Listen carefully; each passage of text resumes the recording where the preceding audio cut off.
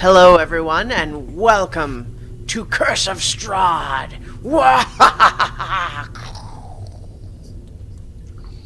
You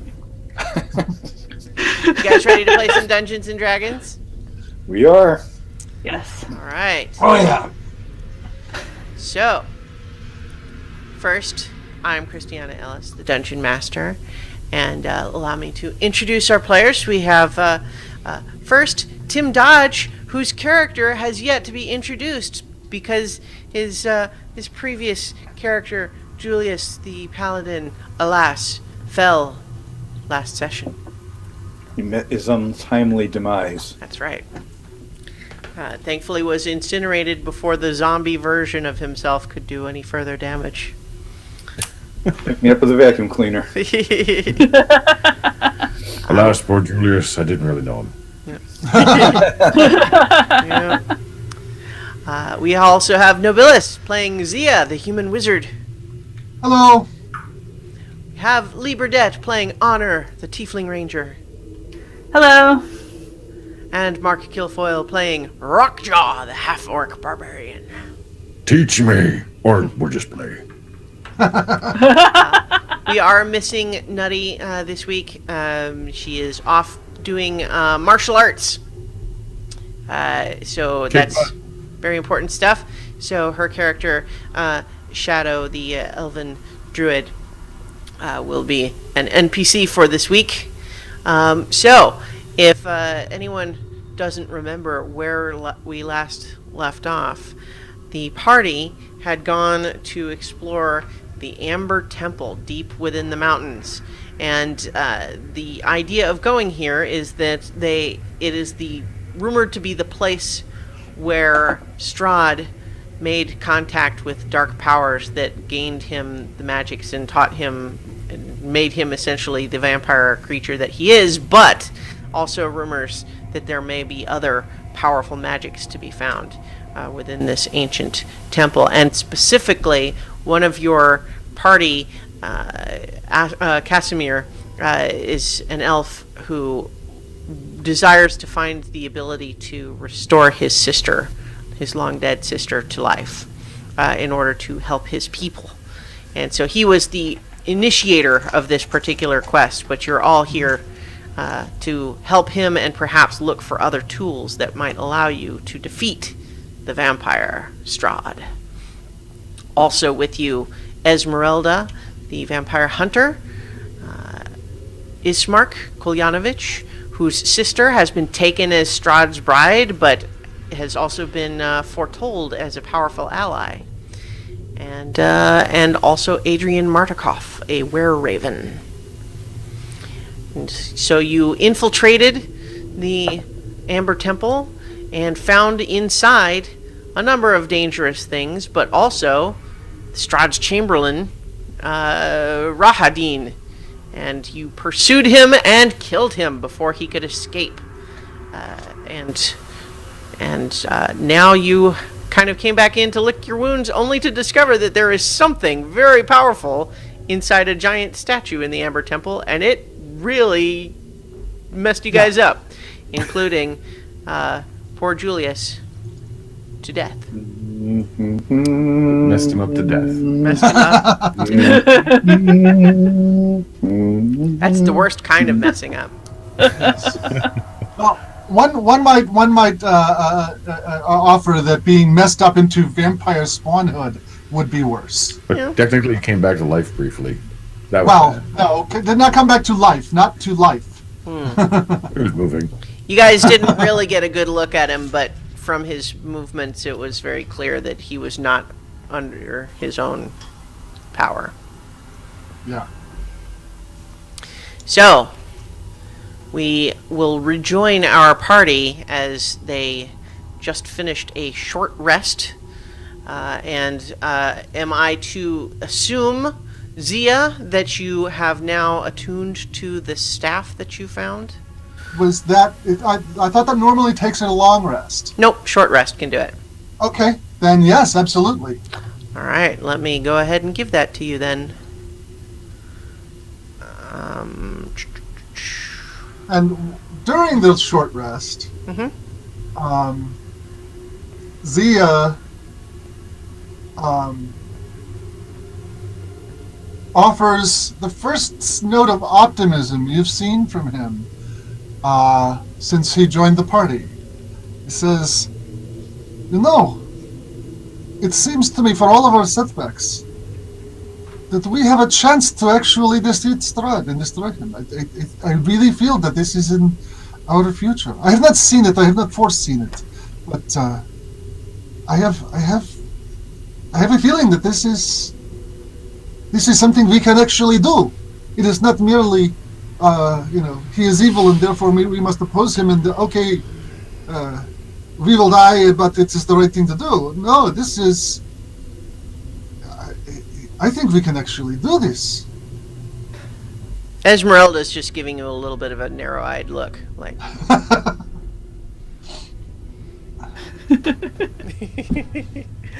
So I've placed that item in your journal. So it is a staff of frost, as as indicated by its appearance. It does cold magic things. So let me know if you don't have it or can't see it. No, I see it. I see it. Great.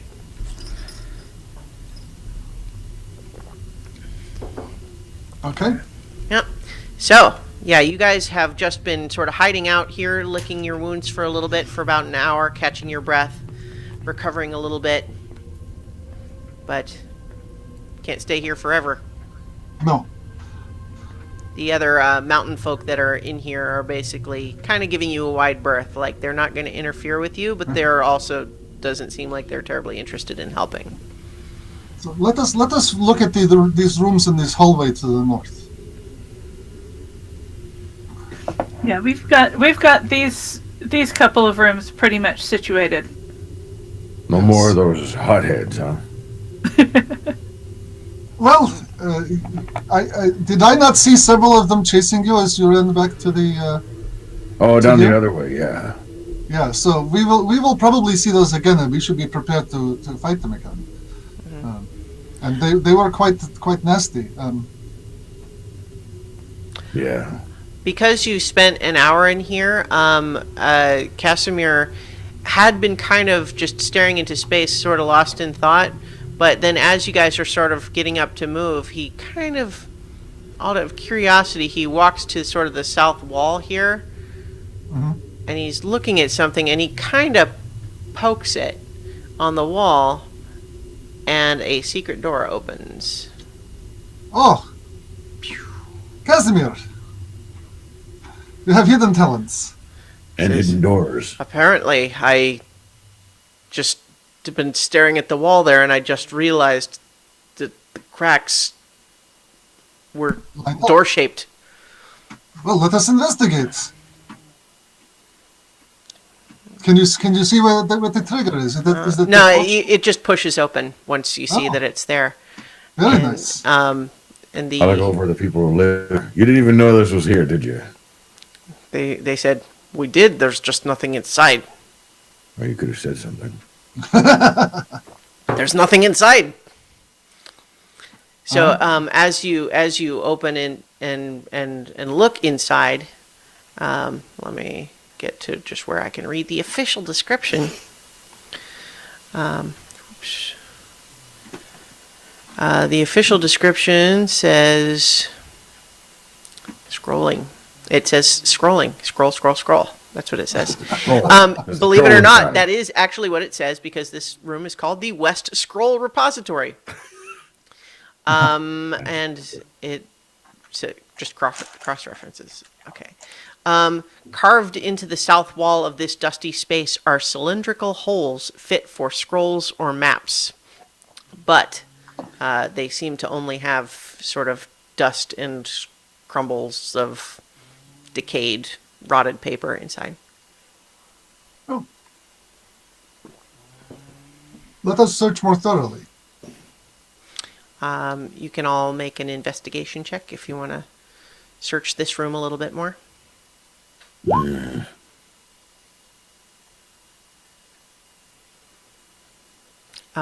So with that investigation check, you are pretty sure that this room was, when this temple was in actual use, it was a place for sort of quick emergency access to scrolls which might be used to defend the temple or some such purpose. But having been unused for so long, everything that was once here is decayed and ruined. However, you also, in the process here, are able to see enough about how this secret door works that you have a pretty good indication that you can recognize them more easily in the future. Well, How solid is the door? The door itself has the same sort of amber glaze on it, and it's only it's about 6 inches thick, but it's not solid amber all the way through like some of the other doors are, because those are slightly translucent. This one was opaque. aha. Maybe a good spot to hide if needed.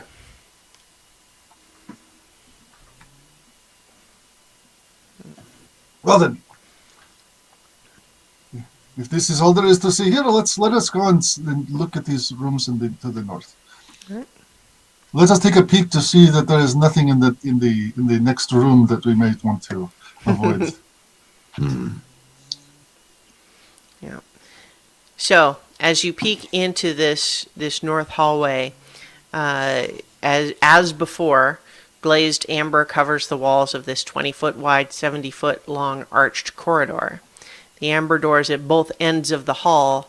No, I'm sorry. I'm reading that is the wrong description. That's the wrong. It looks different. I don't understand why. There we go. Everything I just said is the same except for the part about how doors on both ends stand open. So the charred corpse that Zia found the staff on, still there, looks about the same. The flame skulls, having been collected into a bag and doused with holy water, have not returned. So there is nothing else visible in this hallway. However, there are still the arrow slits that give visibility into the big open area where the statue is. There are 3 doors on the west wall and a set of doors in the north end on the far side. One door we didn't look at. Yeah. Yes. Let us look at this one first. And all you did with the middle one was just saw that it was just a hallway with another door, and you didn't go through that one. Yes. All right. So you're looking at this first one on the left? First one, yes. All right. Someone look for some sort of trap. Someone can do another investigation roll if you'd like. Or I think perception is... Perception is a better, yeah. I will look. I'm not an expert, but it's better than nothing. Oh! Yeah. Nice. The door looks to be the same construction that you've seen with other doors, and there doesn't seem to be any other mechanisms or locks or arcane sigils or anything. Push it open. Yep. It opens. And in that room, stone blocks resembling tables stand in the center of this room, covered in dust. Carved into the stone walls are niches filled with hundreds of dusty bottles. Cobwebs hang from wooden ladders that lean against the walls. We found the cellar. Do they look like wine bottles, or smaller than that, or bigger than that? They look like potion bottles, but they are all empty. And you can see like residues of different colors kind of in the bottom, but no real liquid left. They're all dried out. Okay. Are there any spiders? Make a perception check for spiders. Fireball! If there are any spiders, they are remarkably well hidden. Too bad. I like spiders. All right. I want to cast Detect Magic as a ritual. Okay.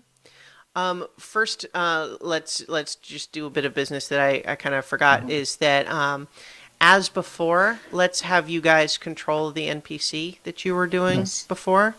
So Tim, that would be you controlling Ismark. I think Mark, you had Adrian, and you had Esmeralda. Yep, Novellis. I had Esmeralda. And then I'll run Shadow and Casimir since Nutty isn't here. So I would say they're up there with you guys. All right. Poking around. So looking for you spiders. are taking 10 minutes in this room to cast Detect Magic as a ritual. Yes. All right, and remind me the radius of that, and like it doesn't go through like stone walls and stuff, right? I mean, you can maintain the concentration and walk around, but just from Yes. the room. It's 30 feet, Uh-huh. and it can penetrate most barriers, but is blocked by 1 foot of stone, an inch of metal, a thin sheet of lead, or 3 feet of wood or dirt. Okay, So 30 pretty feet. much, given that the walls are thick here, probably Yeah. just within the same. You sense the traces in this room, sort of residual magic, but nothing that seems actively functional in this room right now. Okay. Are you maintaining the concentration? Yes, I will maintain concentration. All right. It's up to 10 minutes. So. Yep. And also, because there seems to be a space between this room and the one we just came out of, I think it might be a good idea to look for secret doors. All right. You can go ahead and make a perception check for that, or I don't know. See, like investigation, I think makes more sense in the. Yeah, I guess perception still works. Yeah, the way I see it, perception is when you don't have when there's information in the environment that you need to find. Right. Investigation is when you've assembled this information. Yeah, what does it mean? that makes sense. So it's like gaining information versus processing information. Right. That's the way I see the difference. That makes sense. So perception then. So that's 16. Yeah, you discover there is another secret door right here, though. It is actually, so I think you were guessing that it might be on the south side due to that space, but you actually find one on the opposite of that. Okay. Interesting place for it, given that it looks like it goes to a place that already has a door to it. But let us have a look in there. All right. Is this one push open the same way? No latches or okay? So you open it, and it opens up into a small hallway with a staircase. So it's a 10-foot long staircase with 10-foot square landings. Thick dust covering the stairs has not been disturbed in ages. And there is a door on your right as you look in there, and you figure, just from the layout of the room you saw before, that it connects with the other one room that was just a hallway. Casimir, does this look promising? He says, I think that there are many areas to explore still in this temple, and it's hard to know which ones will be dangerous and which will not. However, the simple fact that this one has not been disturbed suggests that there's nothing in it actively. Yes, I agree. So, the rest of you, shall we go downstairs? Did you want to have a quick look at the room with the Ravenloft model first? Oh, yes. Thank you for reminding. Yes, let's go in there. All right. So, we're going to skip that hallway that connects the stairs to the main room. I think if that would seem to me like the perfect place for a trap is a place you can get around by going through a secret door. Yeah. I'll go ahead and just put it on there that you realize that from this stairway with the stairway room, this other secret door was obvious from that side. Okay. And it actually leads through. So it lets you go in between and not go into that one little hallway. So in the room with this the architect's room is what it's called on here. So dominating this room is a 12-foot tall model of a dark castle with high walls and tall spires. Behind it, tucked in a corner, are some ruined furnishings and a wooden chest. So, somebody go have a look at that chest. I am studying this model. Okay, I'll go have a look at the chest. And I am I specifically will stare looking at at, someone's chest. I am specifically looking at the model in the sense of, trying to figure out, and this is again something where I think investigation would be appropriate, the best place to cast a locate object from in order to get a good triangulation on where dragon bones might be. This is like, I want to increase my chance of being able to locate them, because locate object only gives you a direction, and so I mean, to triangulate would literally mean you'd have to do it twice, right? Yes. So are you looking for places Well, it's like, all to right. do that, or are you just trying to get a sense of? Well, I want to be able to cover the whole castle Right. in the locate object spell. Right. So I'm trying to. I'm pulling up actually not in your view here, but the map of the castle for when eventually you might actually go there, just to get a sense of the scale here. Yeah, that's one of the things that I wanted to figure out, was how big the thing is, so he knows how close he needs to be to cast the spell and cover it. Right. And I think you said it's 1,000 feet, yeah. radius. So basically, from the front all the way to the back, like the long way. So like if you're standing at the front gate, it's only 450 feet to the farthest point. So And if so- we were 500 feet away, that would be enough to have the whole castle plus a margin. Yes. Yeah. In case there's So- underground and dug out, yeah. Yeah. So Okay. I would say with a 1,000-foot radius from 500 feet away, you can encompass the entire castle within your Okay. within your range. And he's also going to just study the model in general for any information that it might give us about the castle. You get a sense of the exterior layout, and I'm trying to think if it makes sense to actually show you anything. I don't think it's necessary now. I mean, Yeah. it's- What else? How about this? If we say you spend 10 minutes studying it, we'll just kind of remember that you did that. And so when Okay. we talk about when you guys actually end up going there, you can say things like, "Do I remember this from the map or Right, the right, model?" right. And that, so I might give you slight advantage towards negotiating the geography of the Right, castle yes. because you studied the model. Is it fancy? You look inside and you get the sense that there's not really you don't think you'd be able to gain much of a sense of the interior from the model, but the outside layout and just like how many towers and that sort of thing, you can get a sense. The model is very fancy. Weird. Why would you create something like this for kids in a temple? It's not for kids. This What's it for? is clearly for planning. So Why?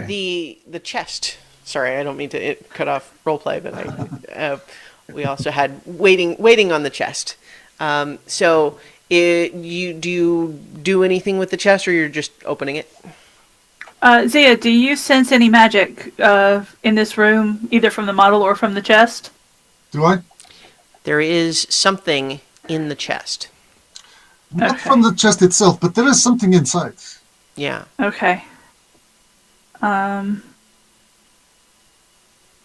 don't have the best investigation thing, but I want to take a look at it before I open it, just to see if I can see if there's any booby traps or whatever.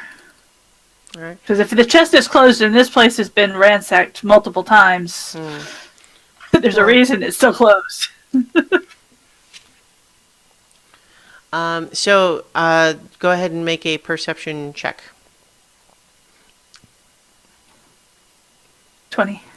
Yeah, the chest doesn't seem to have, at least from the outside, anything about it. And I'll clarify that what you sensed, Zia, with your detect magic, it's not just there is magic, but it's the type of magic you normally expect from like scrolls and Okay. books. And the spell is over now that I'm at the end of the investigation period. Yeah. Okay. Okay. So I will very cautiously open it up, open it up from the side so that I'm not Not right in front of it. not right in front of it. Okay. You open it up and oops, I scrolled away from the thing. You see inside a map case sitting on the dusty bottom. Okay. Like, you know, is like that all those that's leather in? things that would hold a Yeah. scrolled up piece of parchment. That's all you see in there. You can make another perception check if you want. Yeah, just real quick. You get a sense, looking carefully at the chest, that there is a false bottom. Okay. So I'm going to hand the map case to Rockjaw. What's this? Just hold on to that for a sec. And see if I can lever out the false bottom. Yep. Knowing that it's there and just using like the blade of a dagger, it's easy enough to wedge it out. And underneath is a book. A big old, really fancy looking book with blood red leather and a big old beardy face on it, on the cover, embossed. I'm going to say Esmeralda, Casimir, book. Yep. Casimir looks at it and immediately his eyes go wide. He says, "It's a tome of understanding." It's Understanding what? no. You see, it's how to explain? It's magical, but it's essentially mental exercises that you perform as you read and study it, and it literally makes you more wise magically if you study it and complete the exercises within the period required for the magic. But then it loses its magic for a century. But if you detected it with your spell, Zia, it must still be potent. Well, we definitely want to hold on to that. We do not have time to study it now, but it's come in handy in the future. So Casimir goes to put it in his bag if no one objects. And yeah, Anything in this case? It's empty. The map case is empty. Just toss it aside. So while you guys are hanging out in that room, it takes a moment to sort of realize it because you're talking with each other and you're. Oh, you know what? I just also I saw that you moved your token, Tim. Oh, I did? Oh, yeah. shoot. I think you. Oh. Yeah. Sorry. mean, yeah. Here we go. Let me put you back up there. Yeah, so that's fine, but that's not where you are yet. Right. So, yeah, you guys are hanging out in there, and then you realize that just very, very softly, you hear the sound of, like, what sounds like silverware and dishes, like somebody, eating, and just, like, the sounds of, fork on a plate and that sort of thing. where is it coming from? Yeah. You get the sense that it's coming from the north. Draw my axe. From that doorway, or Yeah. is there possibly another secret door that we haven't? Well, if you go out into that hallway and listen, it definitely sounds like it's coming from in there. Okay. All right.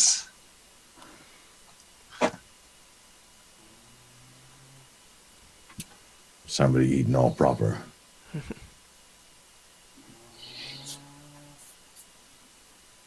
We know, this is to the rest of the people, this is in character.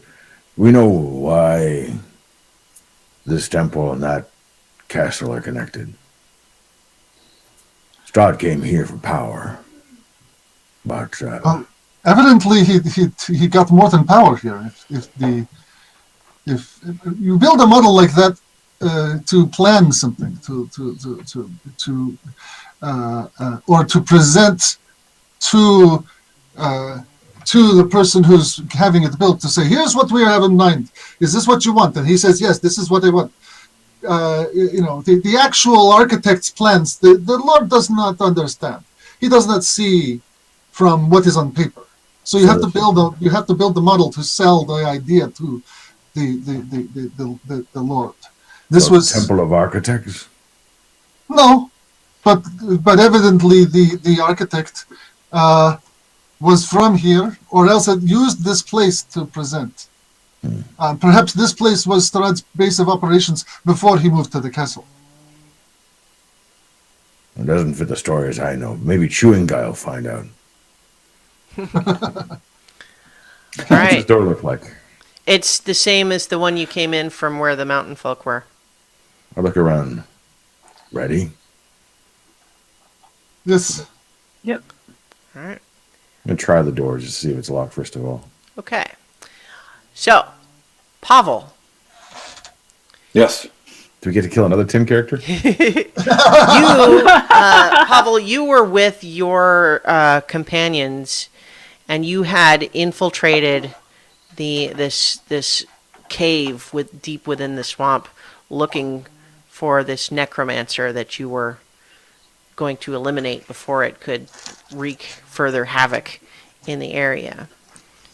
But in the process of infiltrating this cavern, you found yourself accidentally standing within some sort of a mystical sigil.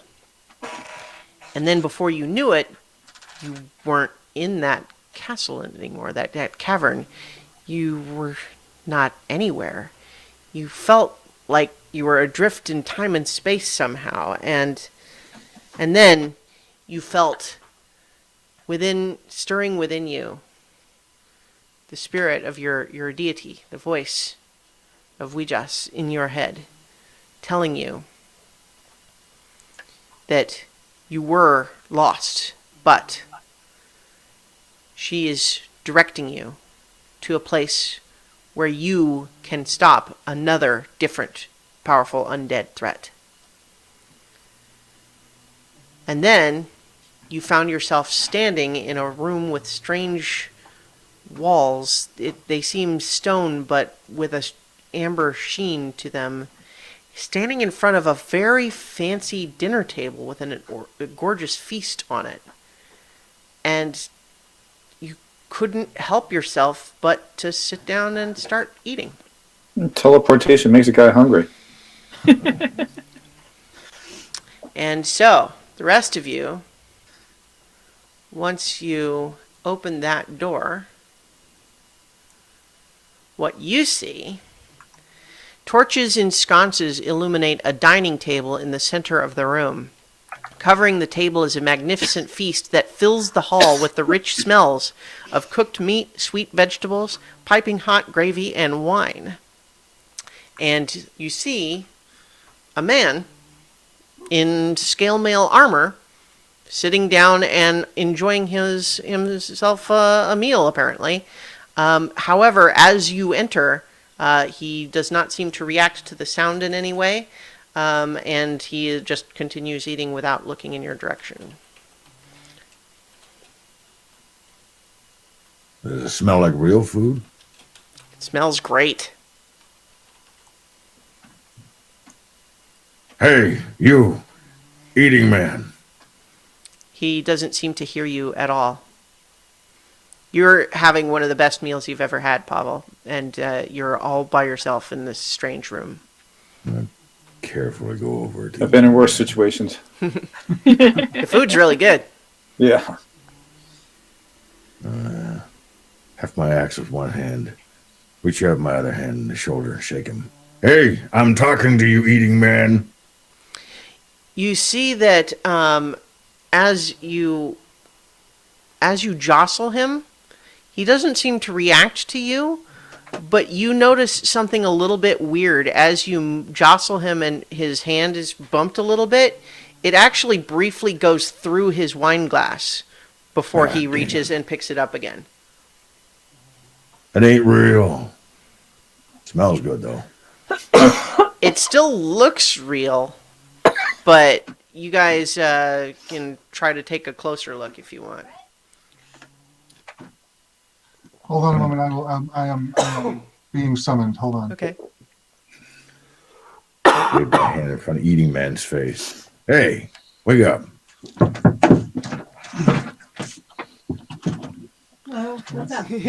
So the as you you're not having any luck with alerting this guy's attention. His eyes are kind of got a faraway glaze on them. He seems to be under some sort of a magical influence. My hand didn't go through him though. No, he's physical, and you saw his hand go through the wine glass. Drag his chair away from the table? Sure. I grab his chair, haul it away. So you pull the chair away and make a wisdom saving throw, Pavel. Okay.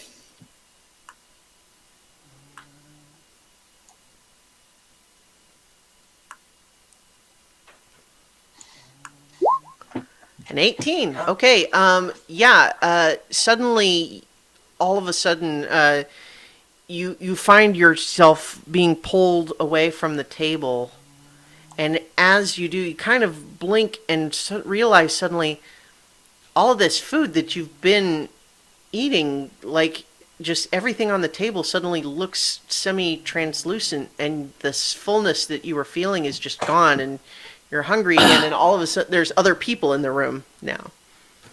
Put both hands on my axe. I jump up from my chair and look around. Who are you, Eating Man? Who are you? I asked first. And I got an axe.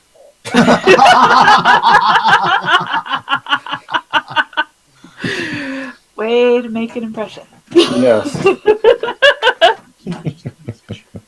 Is everybody in that room? Just some of you have kind of left your tokens out, but yeah. I'm assuming you guys are kind of staying together. Yeah. Yeah.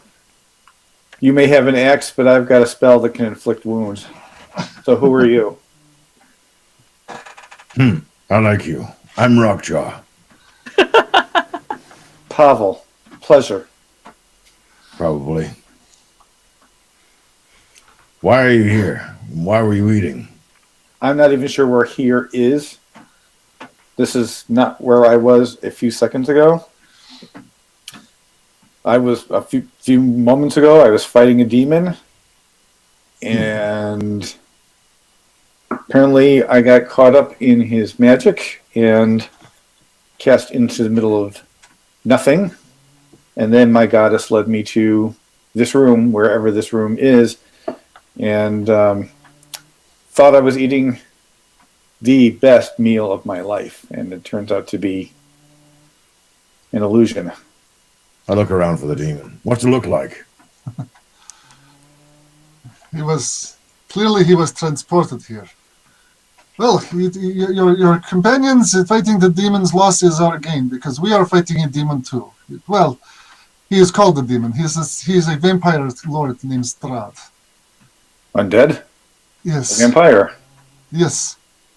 We are currently this place is an ancient source of his power, and we are seeing what we can find here to assist in our struggle against him. What does Pavel look like? So go ahead. Hold on. I was going to start to describe you, but then I was like, oh, no, you probably can do that. Well, I'm a human, first of all. Let's see. Tall, about 6 feet, 5'11", something like that. Average weight. Fair skin, black hair, blue eyes. About 40 in human years. So, 4.5 in the elf years. yeah, exactly. Just a baby in elf years. armor, weapons. I am wearing. Hold on. Let me get to that part of the. But yes, you're wearing armor. Oh yes, I am wearing armor. Scale mail, yeah. Tell us your character is wearing armor, please. I am wearing scale mail. I have a mace and a light crossbow and a quiver of 20 bolts. And a shield. And then a bunch of miscellaneous items in my pack. So one of the things that might catch your eye, Pavel, as you look around, seeing that, first of all, for everybody else, unless you want to make a specific investigation check, like you have some reason to believe now that this food might be an illusion, but unless you make a specific investigation check, it still looks real. Yeah. But Pavel, you kind of helped when you broke the illusion and everything looks sort of translucent. You realize everything on the table is now part of this illusion, including all of like the torches and the light in the room. But you also kind of. Oh, okay. Pavel realizes this conversation is an illusion and wanders away. That's all right. Sorry, my dog wanted to go out. Okay, that's all right. So basically what you realize is that there does seem to be one real thing on the table, and it is it's what the description here calls a ewer, but I believe it's just kind of like a pitcher, like a gallon-sized pitcher. And it's made of green copper, and it's embossed with images of dancing bears, elks, and wolves, and it appears to be the only thing on the table that is real. Okay, so I look away from Rockjaw, and I look at this picture, and I pick it up and examine it. As you do, the illusion dissipates, and everybody now sees all of the food that had been there just sort of fade into nothing. He's a spellcaster. And then something else fades in. Let's see. Let me select here. All of a sudden, in many of the table settings, you see fading into existence 7 specters. And we're rolling initiative. Yay! Everybody's happy about rolling initiative. I just realized my ambiance didn't repeat. Oh, yeah, that's right. It's quiet. Let's see. No, let's do that one. Yeah. All right. Yeah, this ambience is coming from tabletopaudio.com, which is great. Yes. All right. Let me get my there it my is. various Token. Now we'll do little the windows that I need to have open here. These things are sort of ghostly, translucent, somewhat similar to the spectral warriors you fought in, Argon Vostolt, except that unlike those, they don't seem to have preserved any sort of a spectral armor or weaponry. They're just a humanoid form. Great. Okay, and now I also need to get Shadow and Casimir. And then hopefully we'll... Casimir. Okay. And then, sorry, take this just a moment. So, Casimir rolls, and he gets... Oh, that's right. I forgot to roll this, Mark. And then the specters roll, and they get 16. And then Shadow.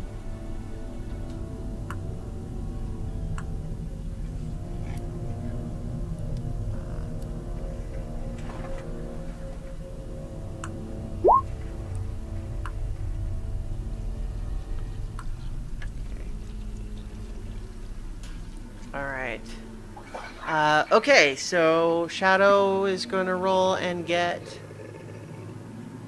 There we go. All right, so do we have everybody? Oh, I will roll 1 second time because I have advantage. Okay. I realized I didn't do that. No, I'd stick with the 20. One. Yeah. You think?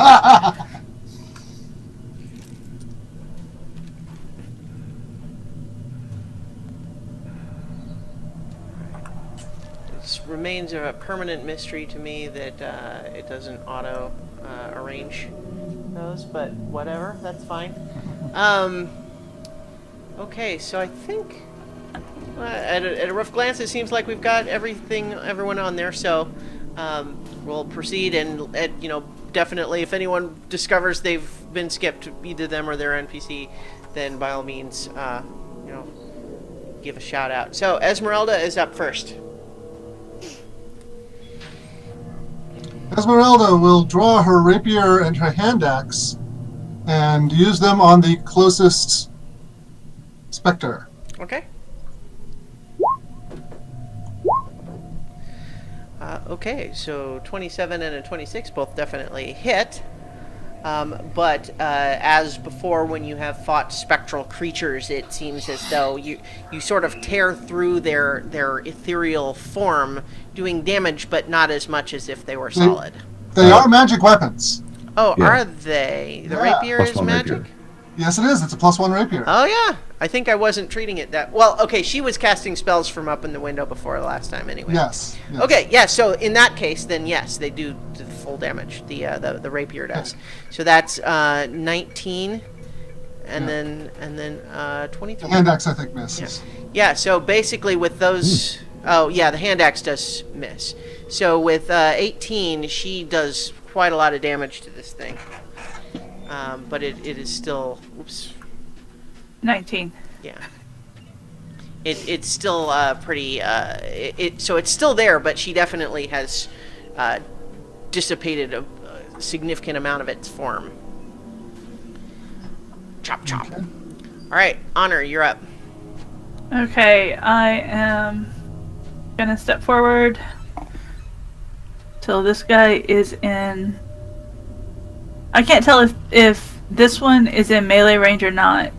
You know what? Yeah, because they're all placed kind of off center. So I will just briefly move them to a spot each, so that we can definitively know where they are. So yes, you've got two that are theoretically within your range. So you've got the one that Esmeralda just almost destroyed, and another one that hasn't been harmed yet. Finish the weak one first, so you get attacks. Yeah, I'm going to use Blood Spear on the one that Esmeralda All right. just hit.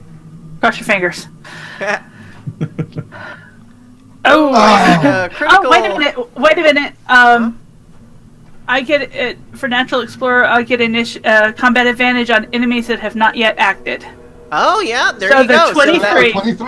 Nice. Nice recovery. Way to play your character sheet there. Yeah, so go ahead, and the 23 will definitely hit, so go ahead and roll the damage, and that It's is 11. enough to destroy it, and so you do get your 2d6 Yes, temporary hit that was points. another thing I was thinking. Yep. Because I definitely need those. Oh, nice. 2 cores, too. That's not bad. So bear in mind that these are temporary hit points, meaning they go in that field. They are not just added to your regular... Yeah. Okay. Yeah. All right. And Anything else? You have another attack, right? You get 2 attacks around. I don't think I do get 2 attacks around. I do, however, get... Remember, she's that revised ranger. Oh, okay. Yeah. But I don't think that Anubis's attack would actually go, because I destroyed that one, and so he's not within melee range of any of them right now. Yeah, so I think that would have to be skipped. Yeah. So I think that's, unless you wanted to move. If I move to here, would the Spectre get an attack of opportunity? Nope, that counts as a shift. So Okay. you're basically, you can do that without an attack of opportunity. Okay. All right, Rockjaw. Great, these things again. I want to These were traumatizing last very time. calm and relaxed. Consider it. Well, he ran out of rage, so. Well, you had a short rest. Do you get rages back after a short rest or only long rest? No, only long rest. Ooh. That's why they said very clearly, Yep. I do not have my mojo. So, but I still have a great axe. That misses, I'm assuming, with 10. 10 misses, yes. And my second attack. Oh! Worse, critical failure. Yeah, those are not swings. You're definitely clear. you are so like traumatized by the reappearance of these spectral creatures that that you're off your game a little bit. Have to remain calm. Don't want to remain calm. Kind of panic a little Yeah, bit. yeah. So are you moving or anything or? Nah. All right. Ismark. Okay, Ismark is going to attack that one All right. with the two-handed longsword. Well, with this sun No. sword specifically. Yes. Yeah. Oh, yes. The sun sword, right? Yep. Yes, the sun sword. He's undead. The sun sword. Yeah. Okay. Yeah, because the other one is broken. Yeah. So I've already programmed it in. So you just. Oh, nice, a crit too. Okay, so you're already doing 11 radiant, Roll another. and so now roll an extra d8.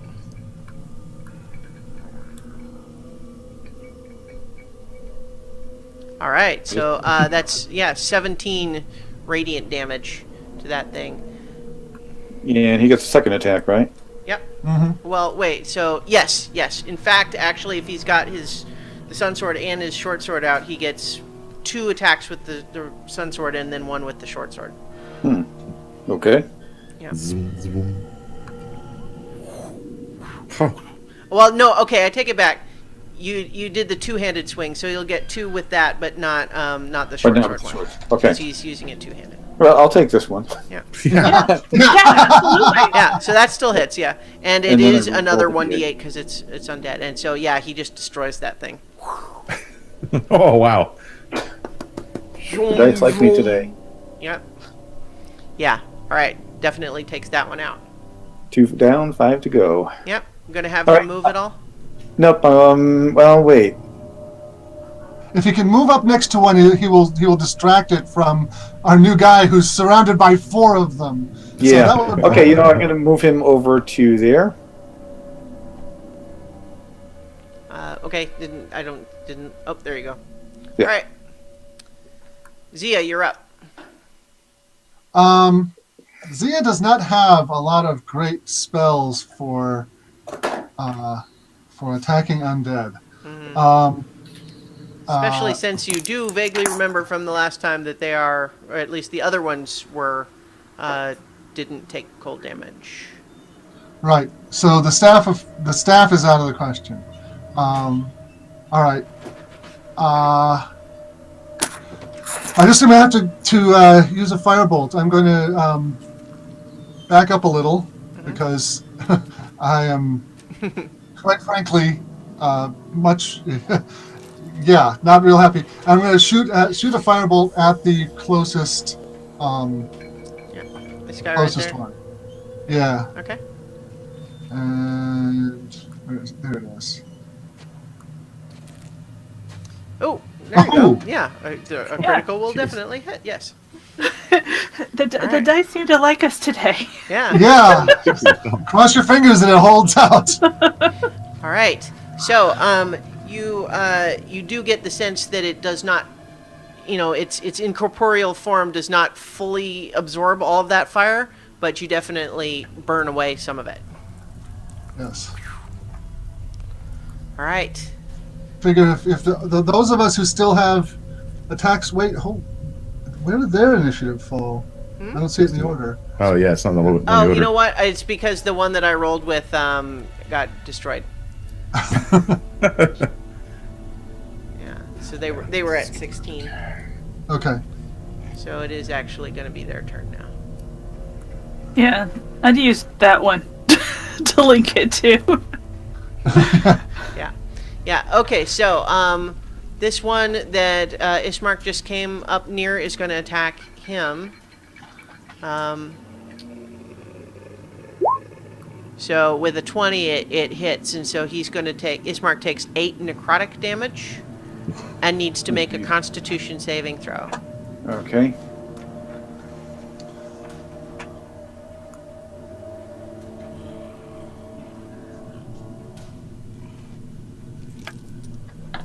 Hold on.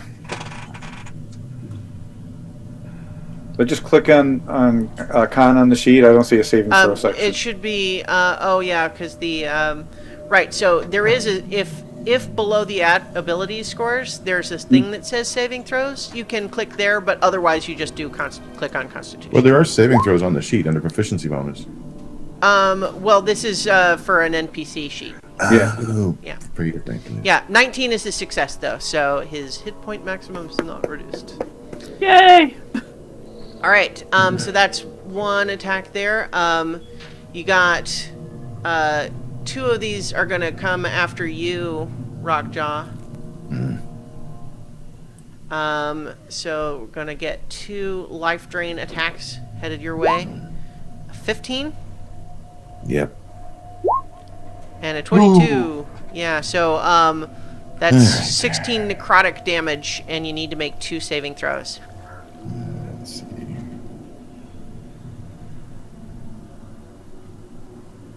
Constitution Yep. Yeah. and Ooh. Yay! Yeah. All right. That's 2 successes. So you do take the damage, but that's it then. And then now you, Pavel, you have 2 of them also. Oh, okay. So I'm making those attacks now. A 10 probably misses, right? Yeah, it's 17, I think. Yes. Yep. Yeah. Oh, and a 7. So you're lucky enough that both of those attacks miss you. So. yeah, it's Yeah. not Rockjaw's dice day. All right, it's Anubis' turn. All right, Anubis. This is the one that was most recently damaged by. This one Yeah, has been that one. damaged by Zay's Yeah. firebolt. Yeah. Yeah, so Anubis is going to run up and bite it. Cool. Yeah. 17. Remind me if your companion's attacks are considered magical. I don't remember your sheet. If that. I don't think so. Okay. Well, it is a hit, so go ahead and roll the damage. 10. Yeah, and so basically it's going to take half that in terms of the Right. damage. So he does sort of pull away part of it, and tear a gash in its ethereal form. However, it is immune to prone because it's floating already. So, Yeah. And so so he's gonna back off a little bit. all right. Technically backed into where now he's in melee range for 2 of them, but okay. Yeah. All right. Oh well, no. Okay, I see. He's under the himself. table. Under the table. I was just gonna say he hopped up on the table, but under the table works. Yeah. Be right back. Okay. So now it is Shadow's turn. She's gonna go bear form, having restored her Shape-shifting. her wild shape. Yeah, Brr. Okay, and then that's so let me give her the new Rar. rar.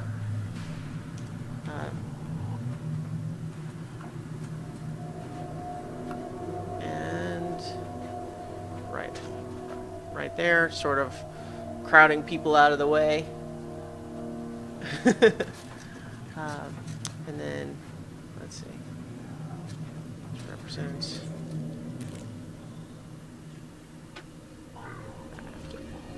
There we go.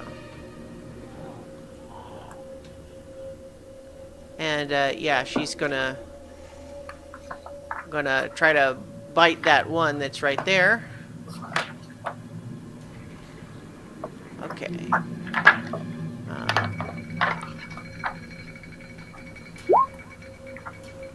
All right, so the bite is a miss, but she's going to try again with her claws.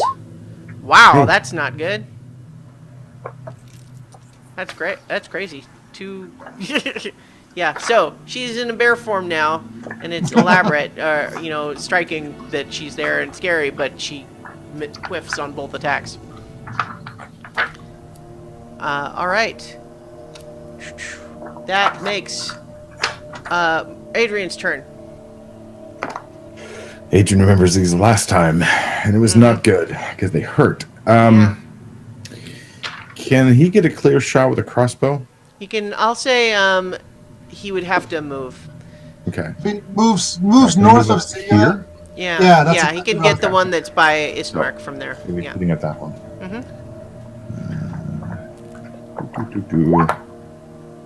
A 10 unfortunately misses. Okay, and he'll continue to use his movement as far away as possible. Yep.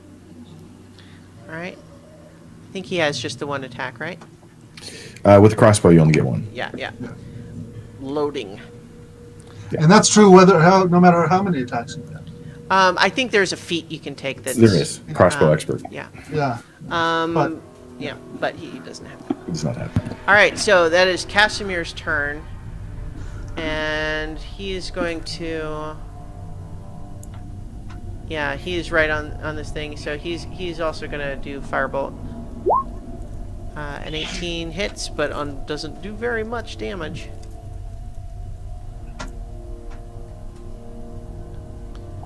All right. Pavel, you are up. Okay. You are surrounded by undead, which is... That's a thing clerics can do, by the way. So Pavel stands, and he grasps a medallion hanging from a chain around his neck.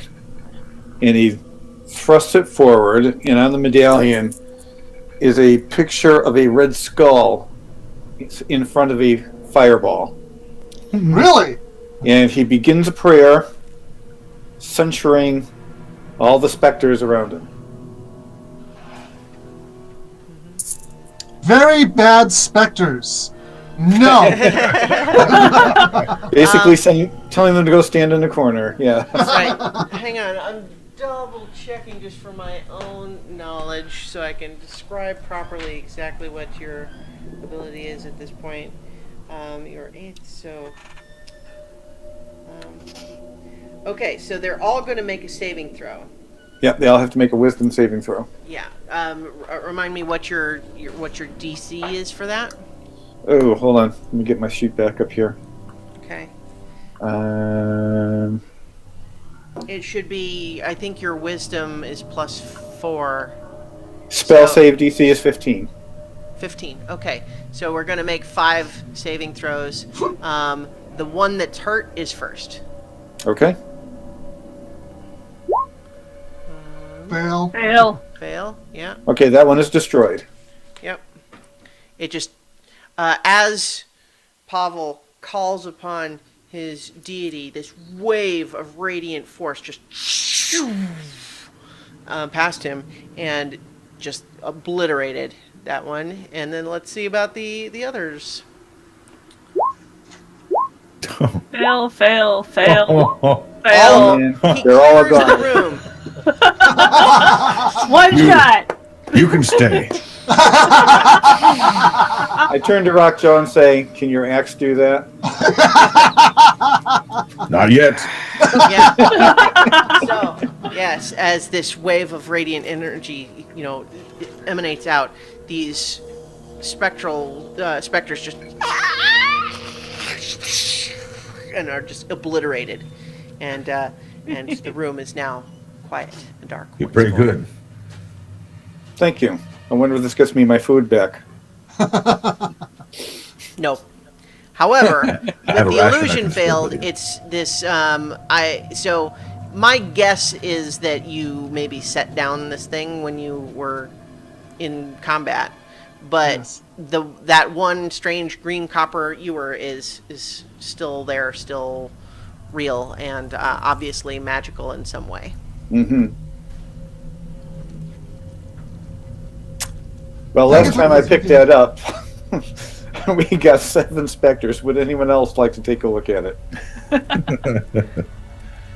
Zia goes over, and given he's been invited, Zia walks over and picks it up. Okay. Nothing happens. I mean, It's just from just- the way it looks, it seems magical in some way, but you Yep. can't. You would have to, cast some other spell to get more information. He doesn't have an identify spell, so he's just going to shove it in his pack. Yeah. Trying to. Casimir actually sees you do that and just says, I could cast Identify. No? What do we need to know about it? It's got a big lot of. Oh, you know what? fake I'm food. sorry. I take that back. He doesn't have that prepared right now. He probably He doesn't should, even know. but I don't. He doesn't. I don't want to cheat We that. can look at it later. Yeah. All right. I suggest we go later after we've had some rest. I can identify that. I suggest we go down those stairs we found earlier. Those doors almost certainly lead into the temple where everybody dies.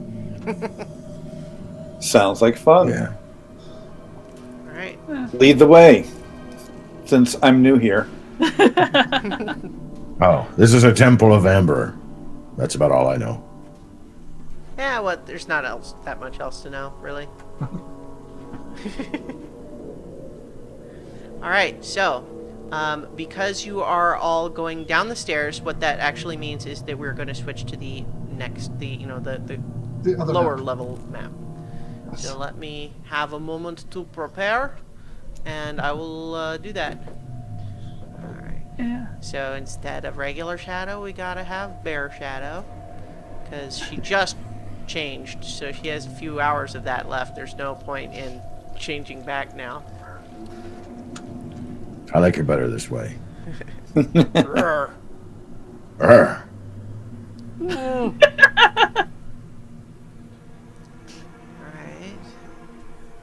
Then I have to put you by those stairs instead of other stairs.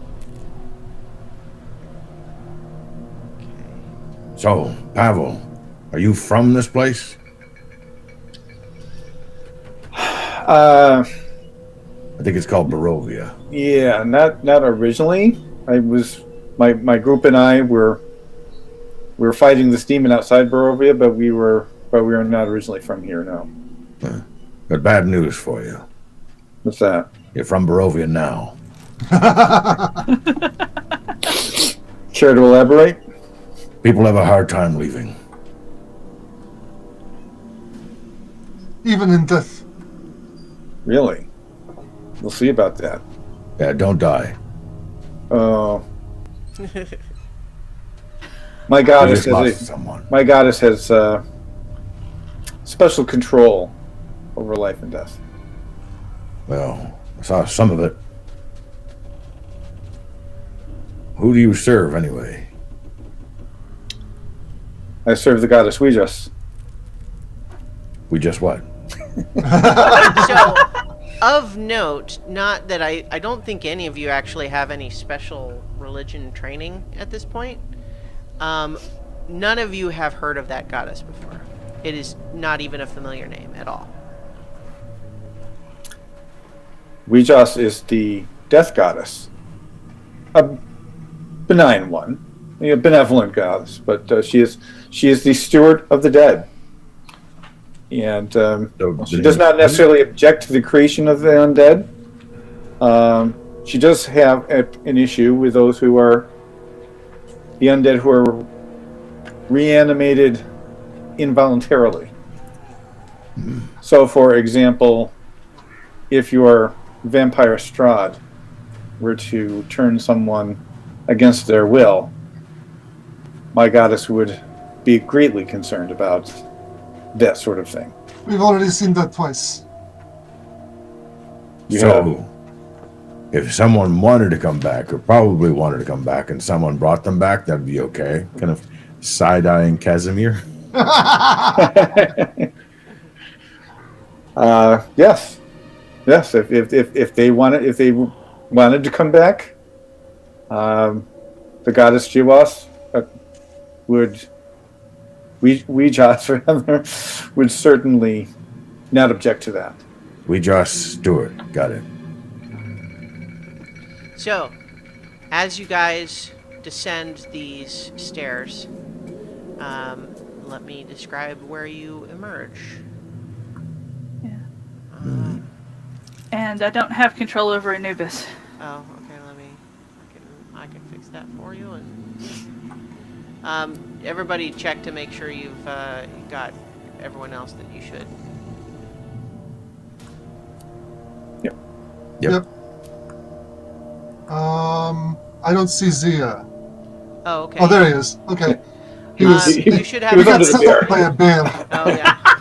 You should have Anubis now. Yeah, Okay. I've got her. Great. So, Lower West Hall. Glistening amber coats the walls and ceiling of this enormous hall like sculpted honey, and dust covers the black marble floor. The vaulted ceiling is 25 feet high. Set into the walls at a height of 5 feet are amber ledges lined with life-size alabaster statues of cats, frogs, hawks, owls, rats, ravens, snakes, toads, and weasels. Many of the statues have fallen off their perches and lie shattered on the floor. An amber door in the north wall stands open. 4 other amber doors to the west and south stand closed. And there's a big open archway in the east that leads to that big open room. Death room. Yep. I do not like the look of that archway. I believe we should It's terribly Okay. made. we should gather behind this arch by the corner of the arch, and then on a count run across the open gap so that the whatever is waiting in the statue does not have an easy time of catching us. What about this door right here? Yeah. So to clarify, That's- there's 2 doors there. There's one up. Oops, let me get my arrow so I can make the little thingies. There's one right here, one right here, and one all the way at the other end. This door here looks like it is too dangerous to attempt. The door on the far side, I think, might be safe, and the far door farther down, we can try those. But it's just as far as this gap is concerned, we should rush across all at once. What are these things on the walls? Those Idols. are the little animal statues that I mentioned. I want to look at those animals. Okay. What kind of animals? The animals that I mentioned a moment ago when I read the list of the animals. Sorry, I kind of phased are- out of that moment. That's okay. I will remind you. There's a handout up. I'm happy to read that off. Well, I mean, it's honestly, I'll tell you right now. They're ordinary animals. There's cats, frogs, hawks, owls, rats, ravens, snakes, toads, and weasels. Right, they're not labeled. These are the various animals that the wizard would use for a familiar. Huh. They're all good animals. Animals are animals. But I find these particular categories interesting for that. What was this a temple of again? Amber. Well, that doesn't seem like Casimir It's not says actually- that its original purpose was to isolate and imprison various dark powers, and it was originally with a good purpose there, but because there are so many potential malicious applications of access to dark powers, it was taken over. Do the statues look well made? Yeah. I mean, they're old, and some of them fell on the floor and shattered, but other than that, I'm just wondering where they got all this amber from. it is a lot of amber. Because usually you get small pieces. All of these huge. It is conceivable to conjure such things with powerful magic. I heard a song once. Transform it from another form of rock. They said they grow it. It was something like amber waves of green or gray. I figured they just grow it. With sufficient heat, the amber can be melted and reformed. I will take a moment, very quick moment, just to sort of, it looks reverential to stop and look and examine each of those.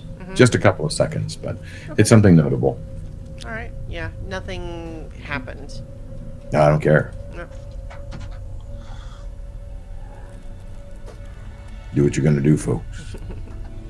Okay. Still Anubis and I are going to sprint across just to test and make sure that we don't get, like, shot down. Make sure that it's possible.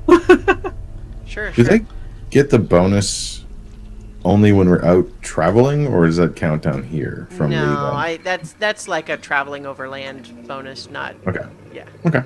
Yeah. You dart across the gap, and nothing seems to happen. All right. That may have alerted the creature, so we should not delay. Everyone, let's go. What about the door? We'll get the door later. Come. Okay. I run. All right.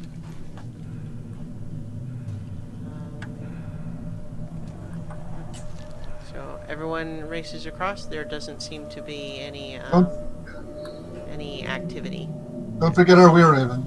I'll take a look at those statues again on the same sort of thing you did on the other side. Yep. Yeah. They probably- seem to be of the same of a type of a kind with the other ones. Well, it's his reverence for animals. So let's see. I presume you are looking to go to this little this open door. Is the idea there? I definitely want to look through that and the open door and make sure there isn't anything going to jump out at us from that direction. It hangs open, but like without like walking right up to it, you're not going to see much through it. But if you are doing that, though, I will tell you what's inside. Yes, I'm walking up to it. All right. I'm going to go ahead and just open it. This room has amber glazed walls and a floor of purplish black marble. 2 amber sarcophagi stand in alcoves to the west and east. A third sarcophagus that once stood in the north alcove lies shattered on the floor.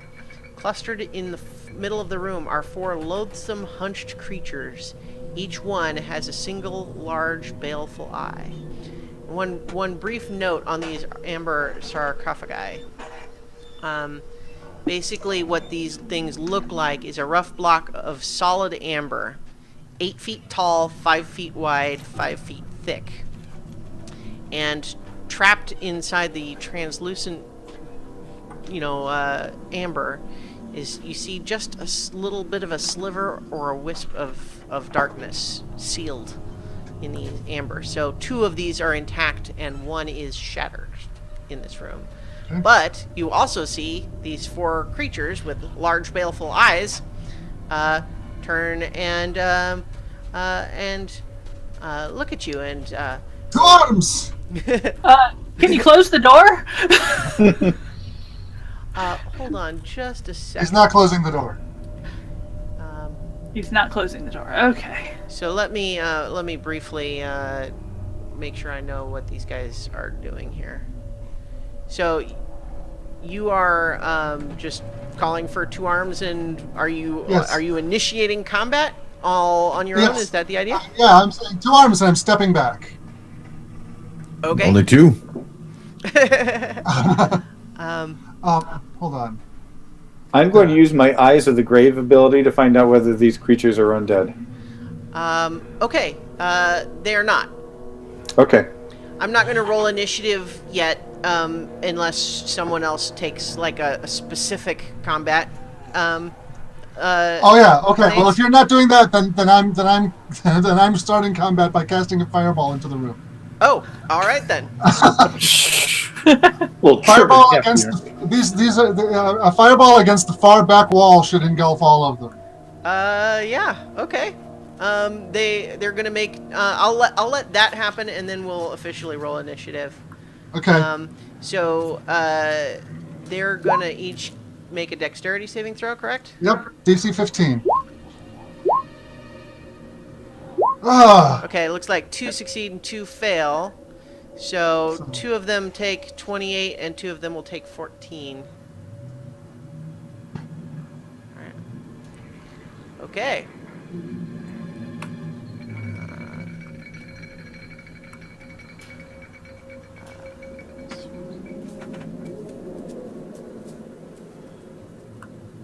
All right. And then Are we rolling initiative now? yes. Oh, That was the wrong thing. So wait, don't do the initiative roll yet, because I need to okay. delete everybody off the existing tracker so we don't just have doubles. Okay. Because the tracker I see doesn't have anybody, so. Yeah, I know. It's a weird thing. Okay. And the one I see has Zia on it and nobody else. Yeah, Well, so, I- okay. So that's how it should be now. Okay, now everybody go ahead and roll initiative. Okay. Well, that was actually Esmeralda's roll. Mine started off as a 21. Okay, well, I had it's that stupid thing we have to click on the icon first and then the initiative. Yeah. yeah. Well, we'll sort it out in a moment. All right. Well, look, they rolled really high. Oh yeah, I get advantage. All right, and then let's see. Shadows, bear form. Wait, that one was better. Yeah, no. The real one was better.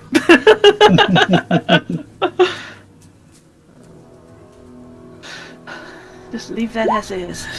Advantage is not an advantage, suddenly. Well, everyone else is kind of like a little bit alarmed at this sudden, like, immediate. Do you recognize these things? Is that part of what's going on there, Zia? No. You're just. You just lost her shit, that's all. Fireball is a difficult spell to put into play because usually some guy with an axe is rushing into the middle of things. So you're just excited and fun to be able to use it properly. So yes, he's like. All right. So, all right. Let's get And there wasn't everybody anything like in paper order. in there. It was just these amber blocks. They're probably pretty sturdy. Everything. Wanted to see the pretty flames. Want to see the world burn. No, just very small selected parts of it. Okay. What I will say, once you kind of get a glance inside, is that your fire did damage these things. They're not impervious. They're not broken or shattered like the one, but you can see that like the corners are like scorched and partly melted. Like you did damage to them. Okay. Yeah. So the let's see. I think that we got everybody. All right, I think so. So we're now in initiative, and so you see that you've significantly burned all four of these things that are in there, and they immediately, one of them just kind of looks at Yuzi and says, "Rude." And Zia, the one that just said that is turning its gaze at you, and I need you to make a Constitution saving throw. Ooh. You are gonna. Oop! It didn't actually do the roll, so that's a fail. Yeah. So, and just feeling this gaze on you, you're gonna take 7 necrotic damage. Okay. And then the others, and so that one, actually after that happens, they're gonna slam the door shut.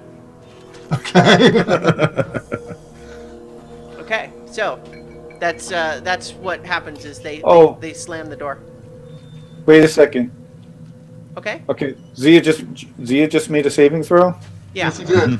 It was a 6. How close are you to me? I forgot. Let's see. Well, it looks like we're about 20 feet away. Oh. Okay, if I was close enough to touch you, I could cast resistance on you. Zia did not wait for everyone to be in a tactically optimal position. Yeah. Okay. Well, sorry. That's okay. Oh, do you still have that aura? I think that's a paladin thing. That's a Yeah. paladin thing. Yeah. But it's your turn. Yeah, but it is Pavel's turn, yeah. Okay. I am going to see how far away are they? Each of the squares is what, 10 feet? Yeah. 10, 20, 30. 40 feet to the door. Do we really want to continue this if they just shut the door on us? Oh, they closed the door. They've closed the Oh, door. so I Door, can't yeah. see them right now. I mean, I can't on the map make it look like it's closed, but yeah, it's closed, and so you can't see them. Yeah, so I honestly think we need to like stand down and let's go check out some of these other rooms. I'm going to, at the very least, I am going to move up next to Zia before he does anything else to get us all killed. All right. Okay. All right. So, taking any other action or? No, I'm not going to attack or anything right now. Okay. With the door closed. It's Yep. Casimir's turn. And he's gonna go up and just say, I believe those sarcophagi are prisons of the dark powers. They may offer magical utility. That is what I was thinking. You mean they're keeping in bad things? Imprisoning, yes. But they are things that probably cannot be killed, thus the necessity for a prison of this type. And you want to let them free? No, but That sounds like a bad idea. I'm not saying that we free them. They may be aware. Aware what?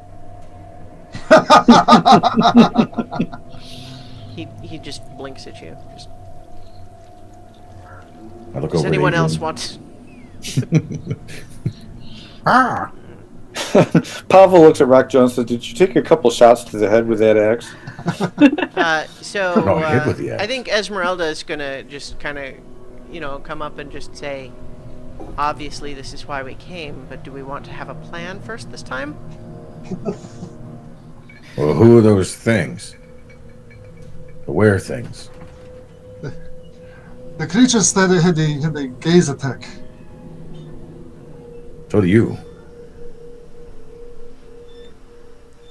Casimir says, I believe that they are Nothics. It is what happens to wizards who explore, well, it's basically wizards can go mad from peering too deeply into certain types of darknesses, and it can distort their bodies. And I believe that is what happened to them. Yes, they are. So weak. these are wizards. Wait. They were at one time. They are no longer. So these are things that went in to go looking for dark power. And they got all weird. Yes, and their will was insufficient to the task. Yeah, okay. And you want to do the same? We have purpose to keep us sane. Well, they probably had a reason. Hey, and knock on the door. You got a reason?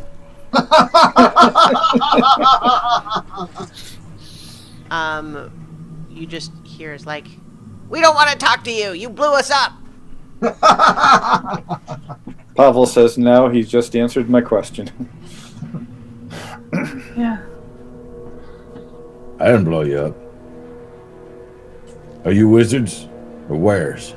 All right, that door appears to be fairly well watched, so I'm going to go over to the one on the left side there. Yeah, so you can see that, like, the door that they have closed is closed, but you can also see that where there might have once been a lock. So I'm still talking about the one that in the north, just to clarify. Uh-huh. It does look as though where a lock would have been has been shattered on that door. So Yeah. it's closed, but you suspect that it can no longer lock in a way that it might have once been able to. This one that is just to your west there, it does seem to have a lock of some kind, but no keyhole. You Okay. see that it is closed. It is, made this, there's this, the door is made of amber in the same way, but it does not push open. There does not seem to be any mechanism for opening it. Okay.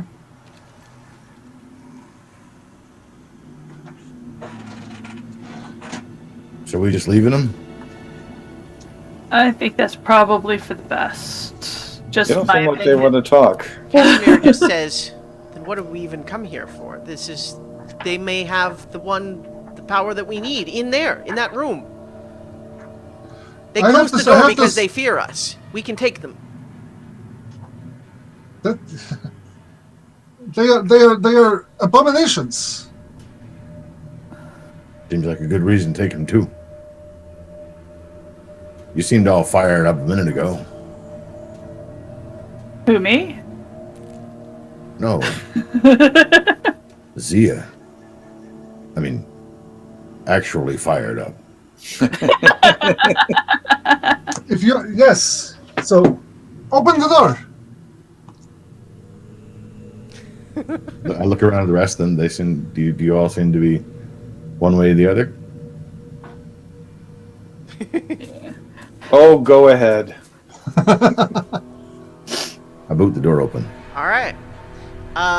Go ahead and make a strength check. Bless you. Excuse me.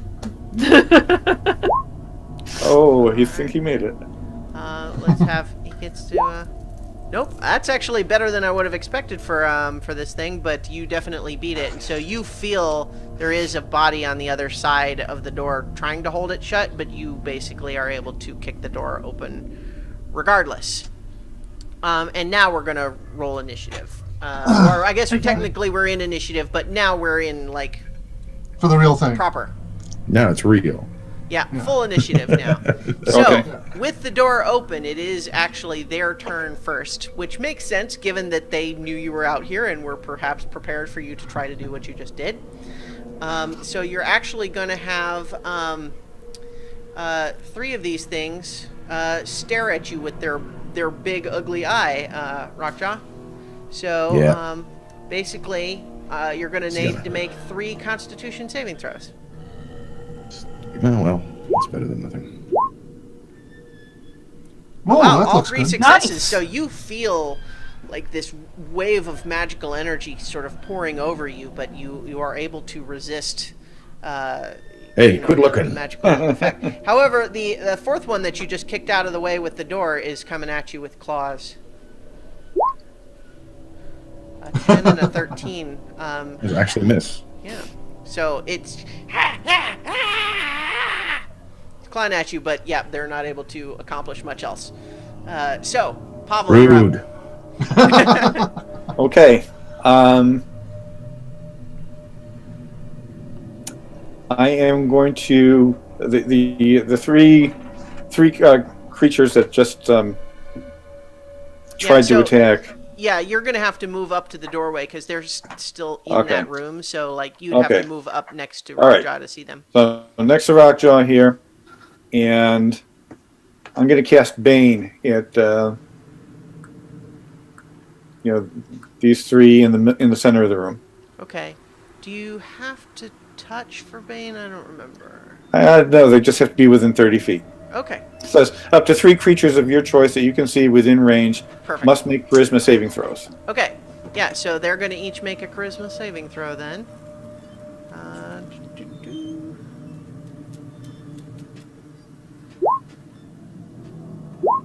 Wow. Oh. Okay. Yeah. So that's 2 fails and 1 success then. Okay.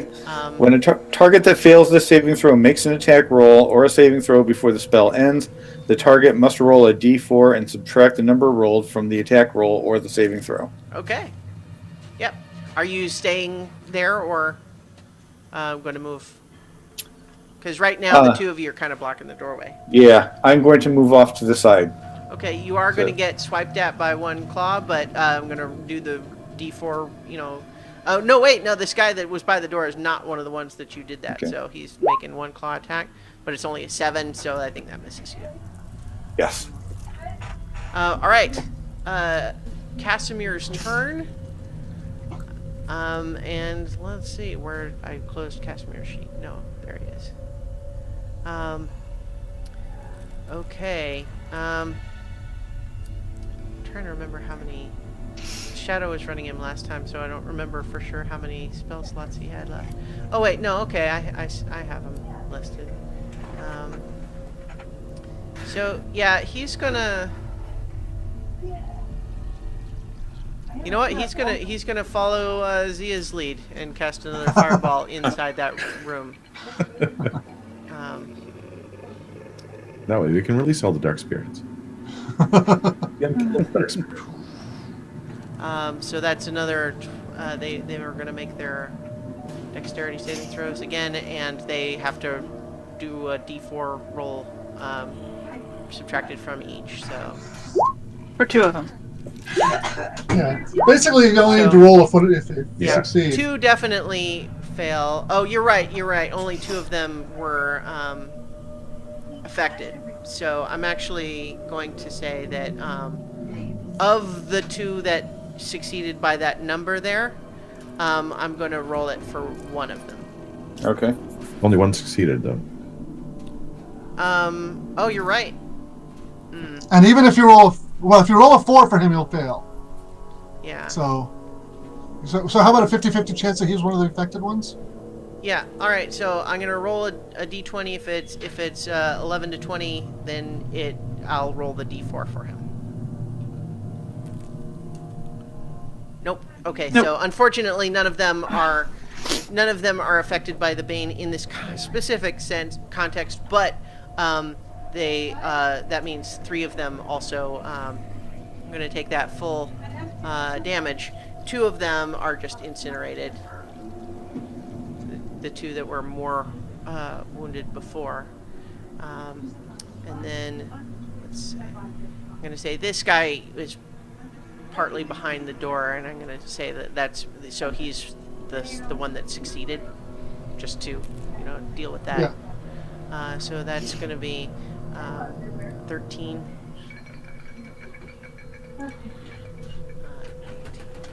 Okay, and then this guy... so 2 were just incinerated. 1 very, very badly burned, but then one of them was kind of hidden behind the doorway just a little bit and managed to avoid the worst of the blast. All right. What's the temperature outside? So that was one of his level 3 slots. There we go. So now, Honor, your turn. Okay. I am going to move over here and use heavy crossbow Okay. on this one in the back. Okay. Alright, so let's see how this one does. 21. That'll hit 10 piercing. right through the center of that one great big eye. He just Good. falls limp. I guess I could mark them as dead because their bodies are still there, but the specters, it made sense for them to just disappear. All right, that was your turn. Next would be Ismark. There's only one left, and it does look wounded already. Okay, Ismark is going to charge into the room with the sun sword. All right. So 10, 20, 30, and attack.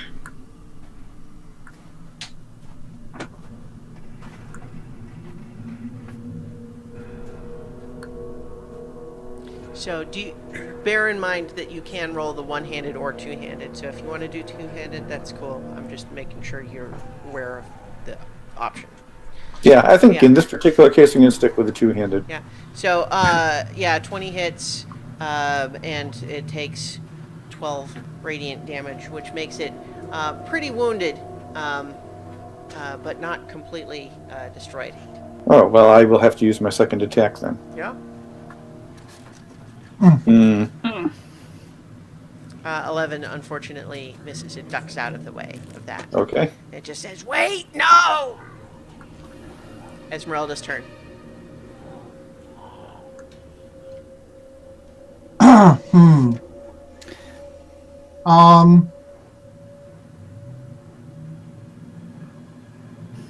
I'm trying to think of what Esmeralda would do as far as. Well, so from a character standpoint, I think she's all in that pretty much everything in this place is going to be awful. So Yeah. Okay. this is what you came here to do, so let's do it. Yeah. All right. She'll cast firebolt at it. All right. Nope. Unfortunately, yeah, it misses. Rockjaw, you're up. Got this one guy left. Stupid were-wizards.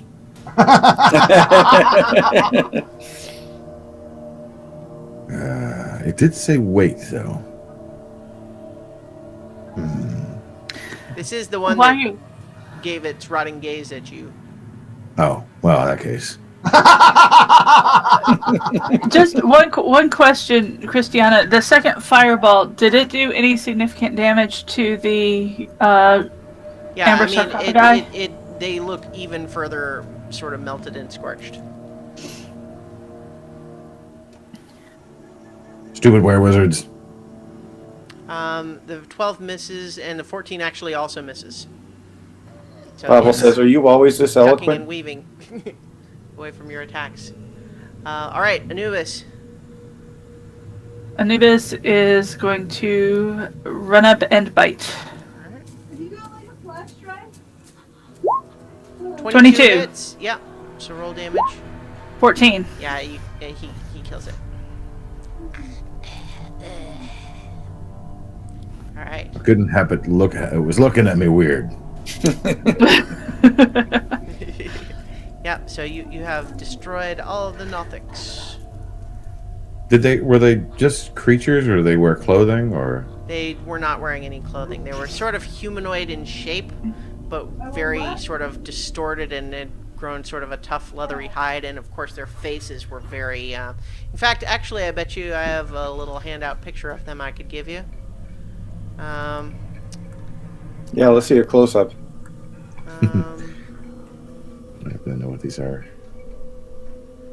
Poor little guys. Actually, monster handouts. Yeah, this is just put this in your thing. So Ooh, yeah, Yeah. Yep. that's what there's they a looked like. face only a mother could love. Mm-hmm. So don't stare at stuff too long, or you get that one eye. They're all dead now. So I'm talking to Zia and Esmeralda and Casimir, and all those others that want to stare at these things. What do these things look like anyway? So Casimir is ignoring them, and he immediately goes to this one on the left, and seems to be, his primary concern is making sure that they're not destroyed or ruined in some way. And then as soon as he places his hand on it, he kind of stiffens a little bit, and you just hear him sort of just standing in place. Or you don't hear him standing in place, you see him standing in place. And then he kind of stands for a moment and just says, I was right. There are dark powers preserved within these, and they offer gifts. This one offered me a gift of divination. But I'm here first and foremost for a specific purpose, so I refused. But that is, in fact, what they are. I wonder what this one offered, and I kind of kick out the broken amber. Do you actually? Well, yeah. So that one, you see, it's basically a lot of these just shattered pieces and shards of amber are kind of largely sort of rounded and blobby and melted now from the fireballs. But clearly, if there was ever anything imprisoned inside, it's not there anymore. Great.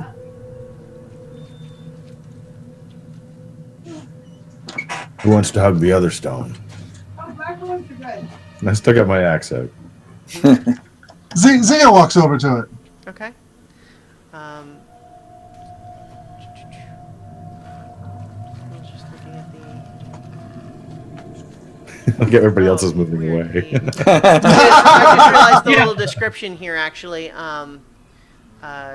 It has two. It lists two of them as being west.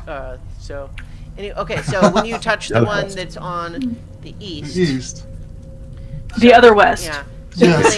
Zia, you hear a voice in your head just says, "Hello.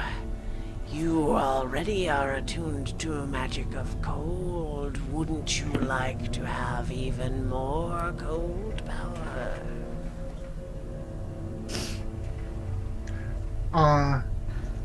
Is there anything visible or audible happening? Well, audible, you hear it in your head. Otherwise, But in fact, you sort of almost feel like the world around you has sort of paused. Like somehow this is all happening in an instant. But you hear, you sort of feel its expectation. Yes. All right. So, you are given the gift of Delban, the star of ice and hate. And what it lets you do is it gives you the ability to cast the Cone of Cold spell as an action 7 times. Okay.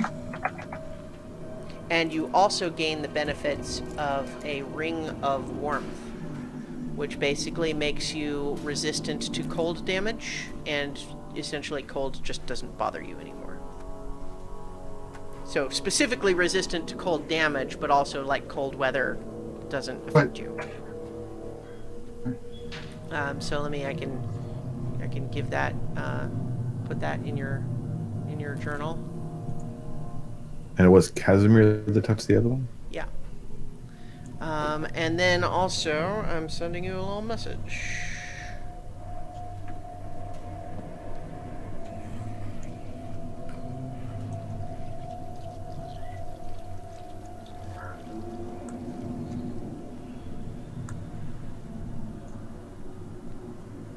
All right. So, yeah.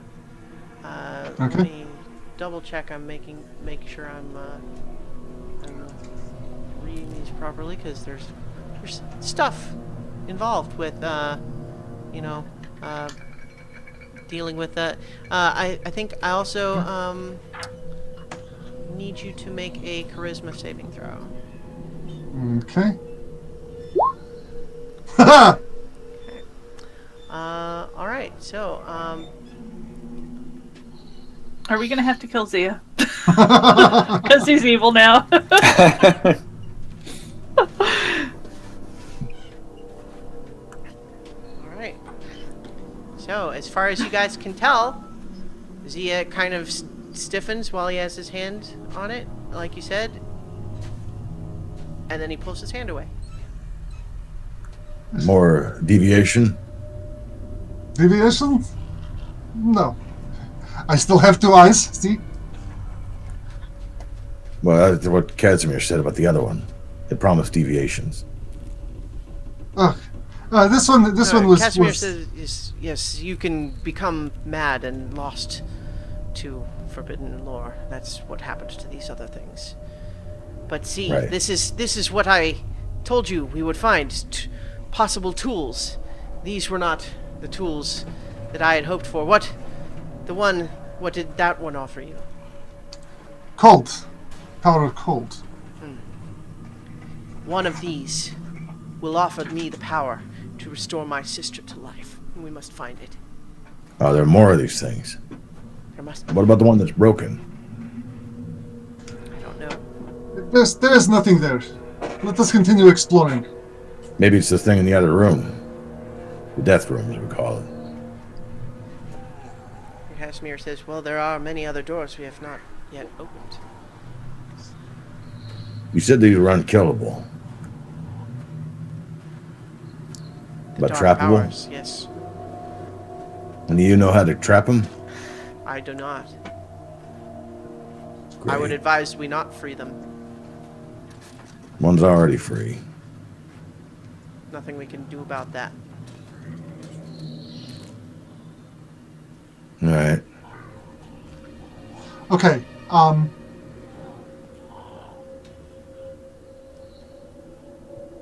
The uses that I have there, are those per day or ever, or 7 times. You can do it 7 times. Okay. Total. Okay. Alright. Next time you find a room full of Nothics, you have the perfect opportunity. So, Casimir is probably looking to say, well, so this door was already breached, perhaps we need to just find our way in some of these others. All right. Zia casts knock on the locked door. All right, knock. Let me just, Which one's the locked one? The top or the the bottom? one that's that. Well, so there were several. So the one at the south end of this hallway that you're in looks the same as the one that's on the north end and the one that you're all kind of clustered around right now. Okay, and it's locked, or was locked. It was locked, but not once Zia casts knock on it. As Zia casts knock on it, you hear a loud ringing sound, and the door creaks open. And That'll wake them up. Esmeralda kind of just, Zia, what are you doing? We're exploring. You're making a lot of noise. I guess we ain't sneaking anymore. So in that room, you see. Oops, that's not the right window. More stones. Yeah. Yes, in that one.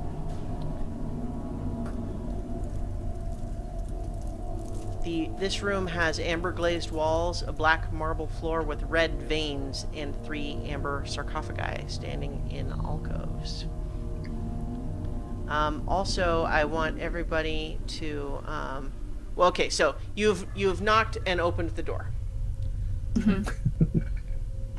Zia rubs his hands together. Agents are backing off. Too many magic things. Just all right, manipulate. so He's got a big grin on his face. yeah, He's so happy. you're just kind of. He likes the cold. Okay. Casimir kind of looks at you and sees that you're not immediately entering.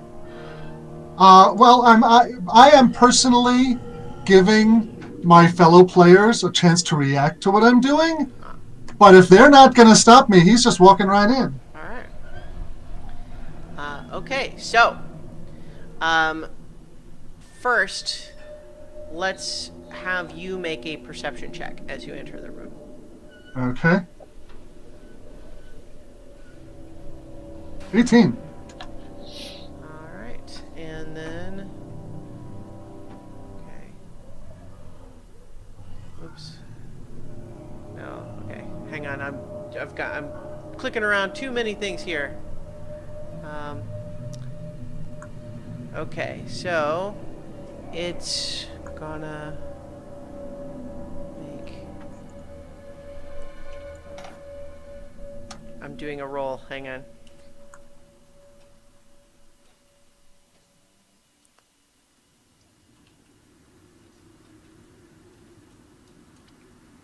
As you enter the room, well, with your, I would imagine it makes very logical sense that you would be on heightened alert at Oh, yes. possible thing that might happen in there. You realize as you enter the room that even though you don't see anything, you hear breathing. And we're rolling initiative, and you are the only one that is not surprised. So, I'm going to clear out the existing initiative here, and we're rolling initiative.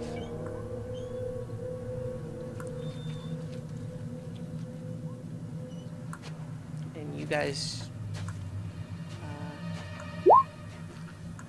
okay.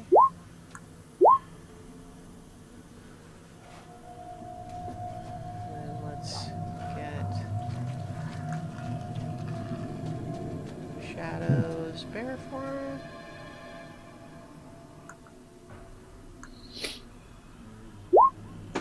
And then Casimir.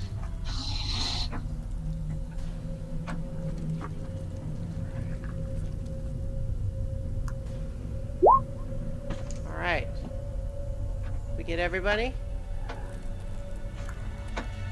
I think we're maybe missing some still, but let's... I'm good. Okay. Since we don't know what the breathing thing was. Not yet. Okay. We got Ismark, Esmeralda. Adrian is on there. Yeah. Anubis. Okay. Yeah. All right. So everyone is surprised except Zia first. So Zia, you are actually first up. You have heard the breathing, but you don't see it, so you don't specifically know where it is. So basically, you can do an attack sort of in the direction of the breathing if that's what you want to do, but it will be at disadvantage because you can't see it, and obviously any spell that says requires that you be able to see something. Yeah, I don't. Great time for a fireball. Yeah, Yeah. back up and cast fireball. I'm actually gonna. I'm gonna back up to the doorway and actually gonna cast cone of cold from the staff. Okay, from the staff. Yeah. All right. Unfortunately, I do not have the. Okay. But So, it casts using my save my save DC, which is 15. okay. So Cone of Cold requires it's a 60-foot cone going into the room. And they're going to make a Constitution saving throw. Okay. And the damage is 8d8. So Okay, yeah, and it fails. It fails that throw.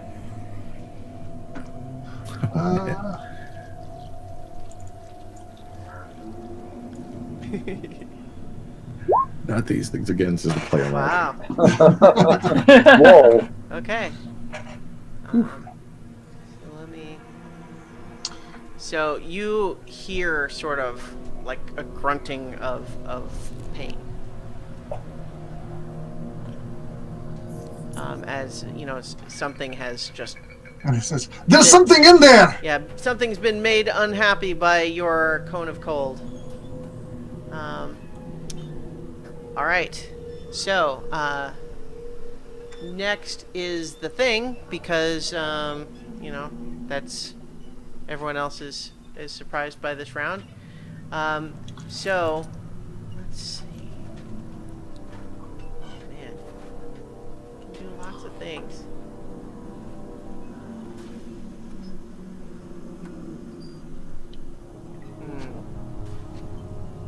Oh, man. Okay, you see, first it goes ahead and it becomes visible because it is now casting a spell. And what you see is, and well, here I'll give you a handout. It is a tall, hulking frog-like creature with an evil shark-like smile.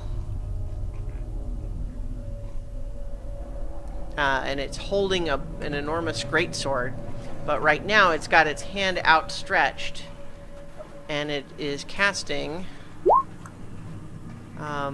So as you guys watch, this cloud of yellow-green fog expands in a 20-foot radius sphere, basically right where it's going to get Zia, Pavel, Rockjaw, Ismark, Esmeralda, Casimir, and Shadow in her bear form.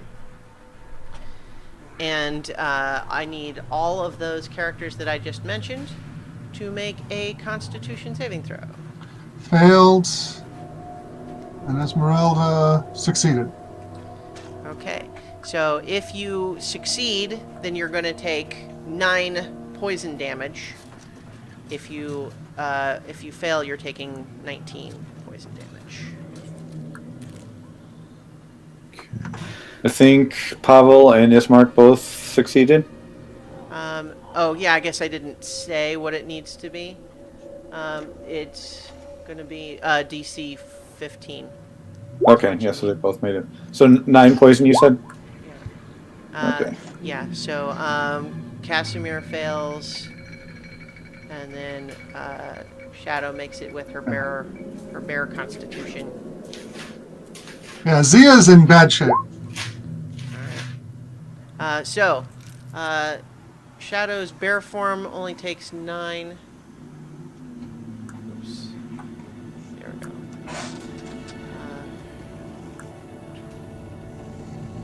So no, this So was supposed to be 42. Save from and 9, right? yeah, and then 9 from that, so 33. And Casimir failed, so he's taking 19, 21. All right. Did everyone else do their saving throw and adjust the HP accordingly? Yes. Yeah. Okay. And let me clarify too that this sphere of fog is not going away. You maybe Can you draw mark it on map. the sheet so we can see where it is? Yeah. So let me. Oh, you know what?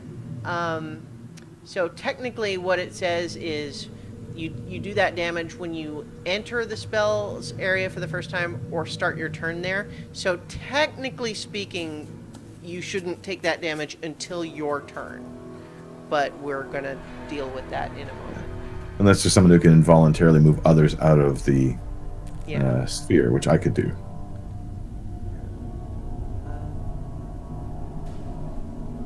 Is that where it is? Yes. Okay. Oh, Yeah. so Adrian's Yeah. not caught in that? No, I didn't say Adrian. Good smart. Can't hear anything today. That's right. Yeah. But so yes, that box is where there's this spherical cloud of this poisonous fog. And so now we're back into proper initiative. So Honor, you're up and you see all your friends are pretty much all your friends are in this cloud of fog and you hear them starting to cough and choke. But if you enter it, you'll get Yeah, affected so too. I'm going to shoot the giant frog thing, whatever the heck that is, with a heavy crossbow and hope that disrupts the spell. Okay, let's see. That's true. The spell could be dispelled before someone's turn, too. Yeah, I'm just, so you're going to be making this attack with disadvantage because you are, the fog is not Obscuring. transparent, so. Even with sharpshooter? It is heavily obscured. Okay, with sharpshooter, With sharpshooter, can we just say it's just normal? It's not like I've got advantage of yeah, anything. I'll allow that, regular. Yeah. Yeah. Yeah, I'll allow it. What fun are feats if you don't get to use them? You saw it for a moment before the cloud grew, so we'll say that your sharpshooter skills allow you to target it, regardless. Okay. All right, everybody duck. And I miss. Yeah, unfortunately, 11 misses. Yep. But fortunately, it also missed my friends, so. Yeah.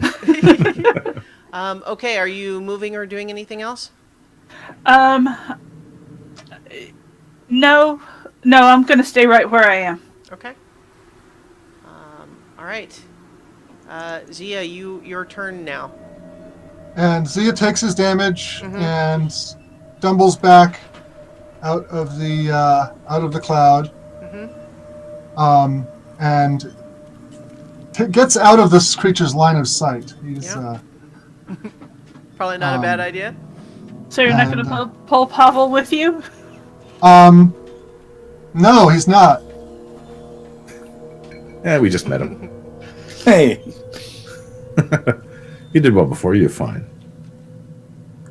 Just do the thing. I'm gonna actually give us some even more intense combat music now. We haven't used this one in a little while.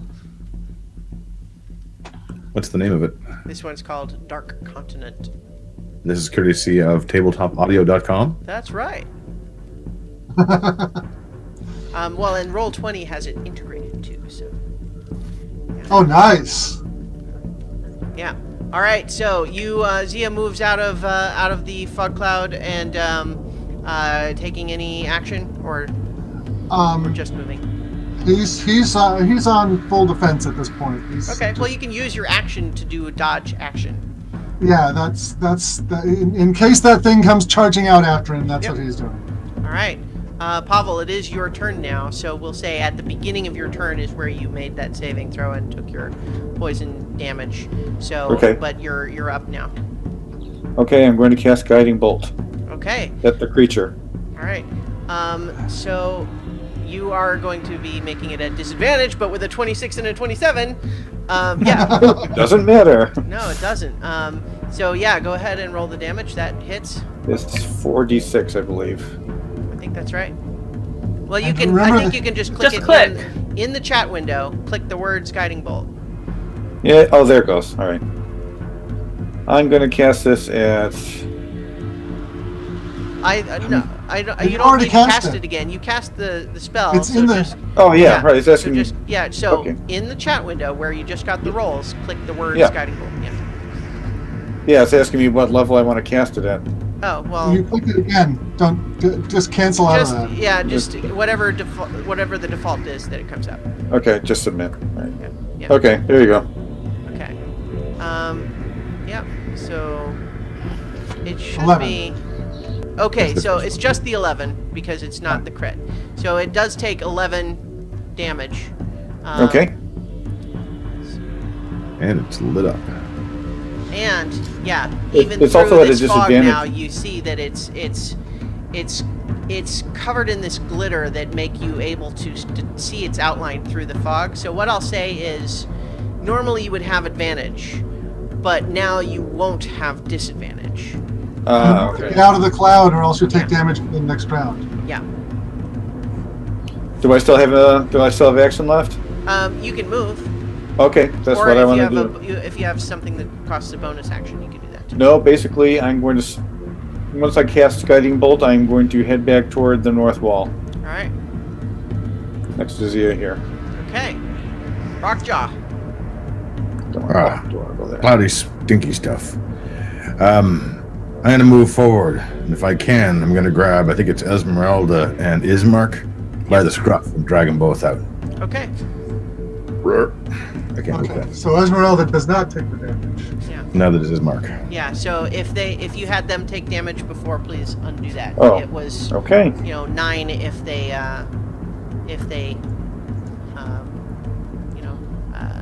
9 if they succeeded and 19 if they failed before. All right. Adrian's turn.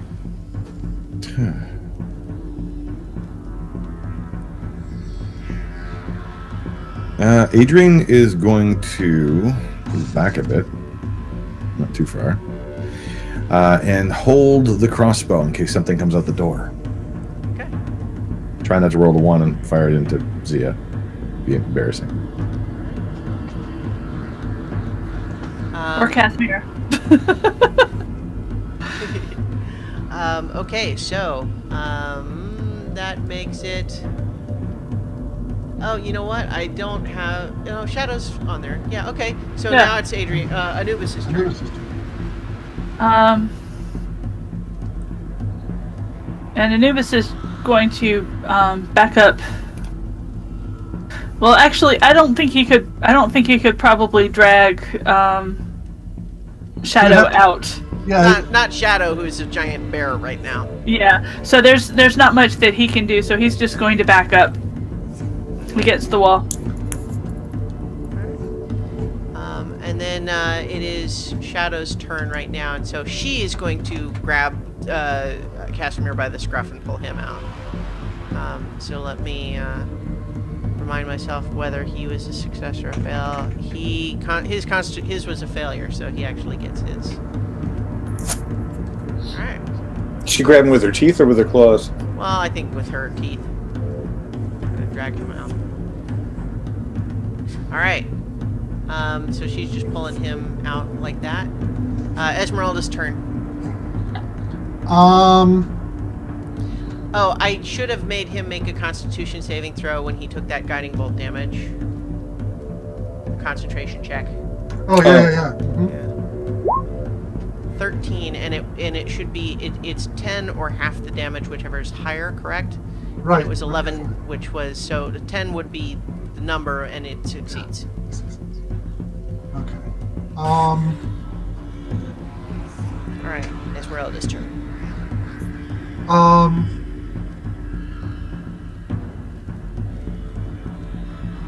Esmeralda casts a firebolt at it. Okay. She 17 misses. Oh, wow. Okay. Mm-hmm. And Zia flinches when the firebolt goes off. All right. So, Ismark's turn. Yeah, Ismark is going to fire his heavy crossbow. Okay.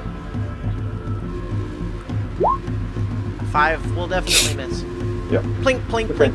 The bolt rattles to the And- marble floor. He's not going to move. He's going to hold his position.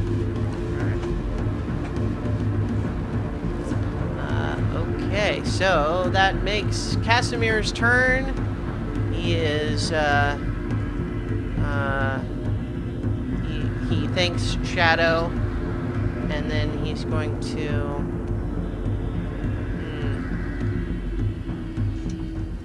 let's see, that's something he could do.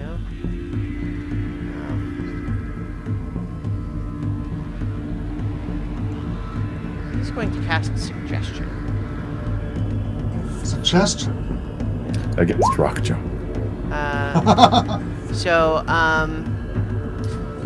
it needs to make a wisdom saving throw, and he's going to say, "Dispel this fog." Oh! It fails, and so the fog, you see the thing kind of look confused for a second, and then the fog just dissipates. Wouldn't he have to have line of sight? I'll say, I mean, he moved enough to see. Whoops, I didn't mean to delete him. So, but yes, he cast invisibility. he did need What's line the of bell sight, that and he works? did move to where he needed to be in order to do that. Cast Divisibility. All right. Few extra squares got as soon as dropped. he did that, I'm gonna say he moved further away to try to not be in the obvious as obvious a target. And then he needs his new initiative again, which was, I think,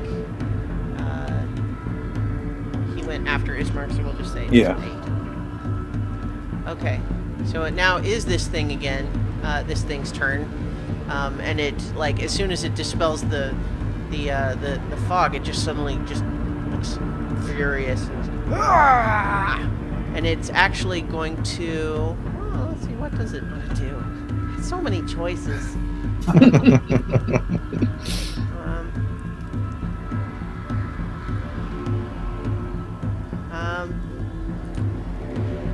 Yeah, it's gonna reach out, and it is going to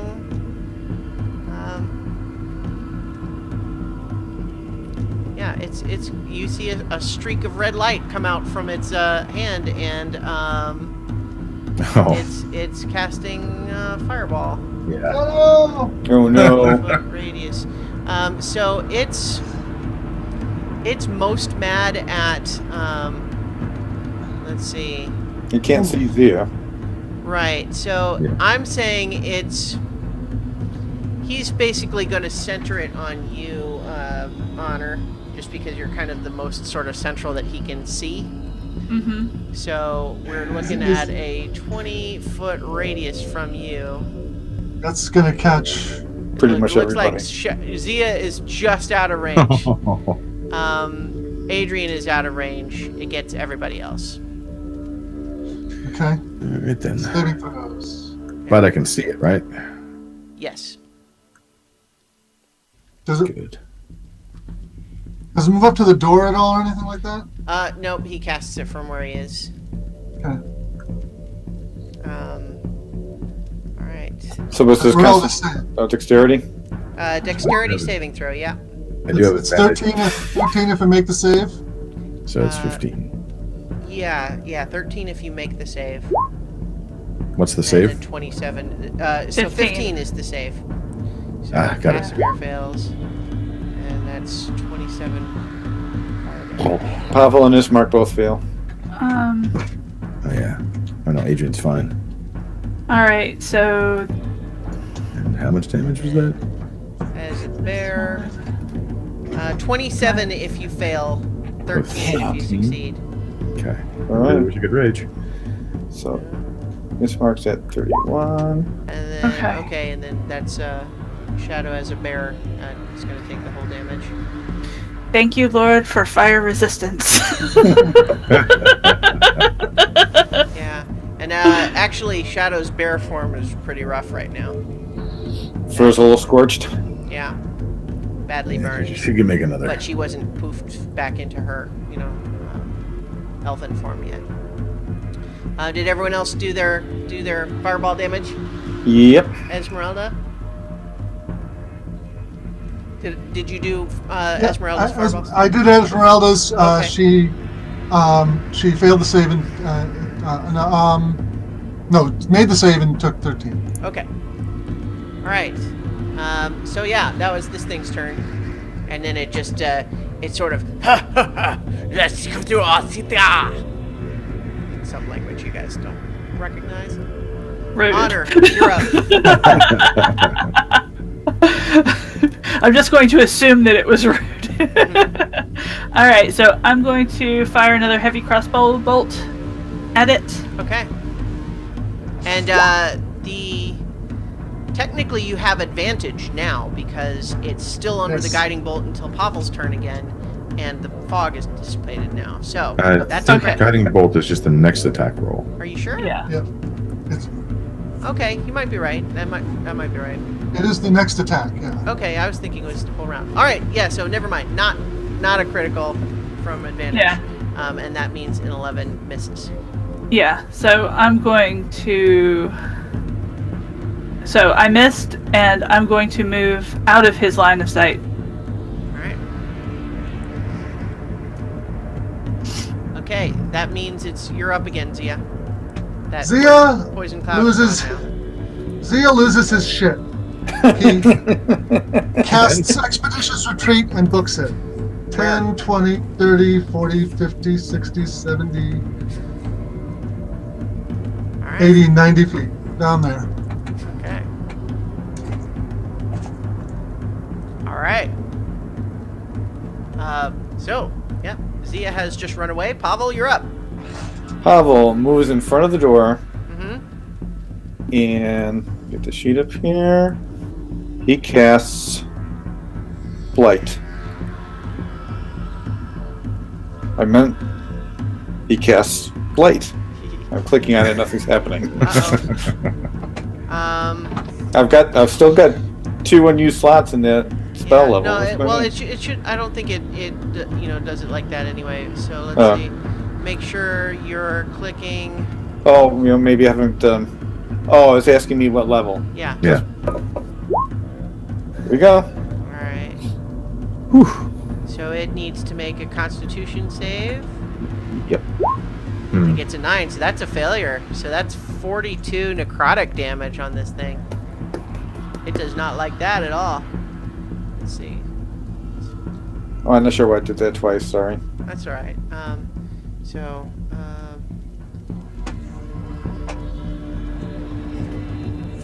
Yeah, you have to keep an eye out for that. What level are you casting at window? Yeah. Because otherwise they can stack up on top of each other and Yeah, it was Alright, hidden behind yeah. my character sheet. You see this streak of green energy shoot out from Pavel's hand, and as it strikes this creature in the side, you see one half of its chest almost like withering, like all of the muscle just atrophying away on that side, and it shrieks in pain.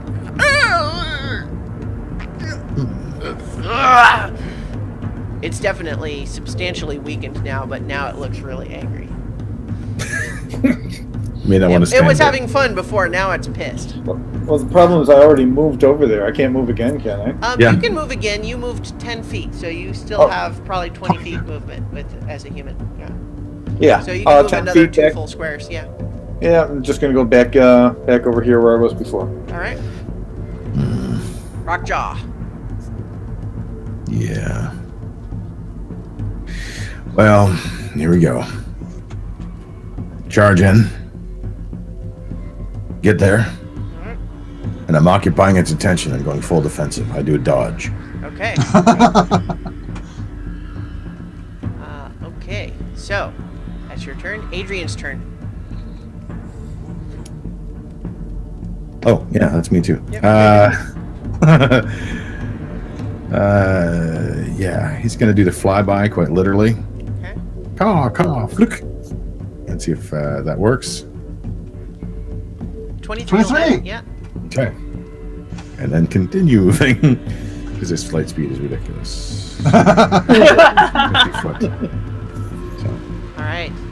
So it's going to take 6 piercing damage. caw. Ah! All right. Now Anubis' turn. All right. Anubis is in pretty rough shape. He could attack, but he's not because he's in pretty bad shape. So he's going to come over here with honor and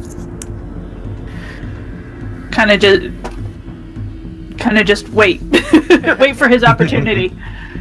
If he comes through the door, then he's going to save his attack to chomp it as soon as it comes through the door. Okay. All right. Shadow's bear form. She's gonna. What is her speed as a bear? I don't have Probably it. 40 feet. That makes sense. 40. Yeah. So I'm gonna say she's also gonna basically charge in and kind of squeeze by you, Rockjaw, and she's gonna go ahead and attack. A 21, which will hit. 14. No, 11, because 11. it's not a crit. No, Oh, yeah. you're right. Yeah. Yeah. 11. 16. Now, And then the claws. claws. 15 misses, unfortunately. Her claws just sort of bounce off of its thick hide. I did see the crossbow bolt. Rather, Rockjaw saw the crossbow bolt hit it. Did it seem to do a normal amount of damage a crossbow bolt hitting would Yes. do? Good. But this is a tough creature, regardless. Oh, yeah, but at least I'm not going to be having Yeah, according to my math, it's taken like 60-some points of damage in the last 3 moves. It's still upright. Yeah. Esmeralda's turn.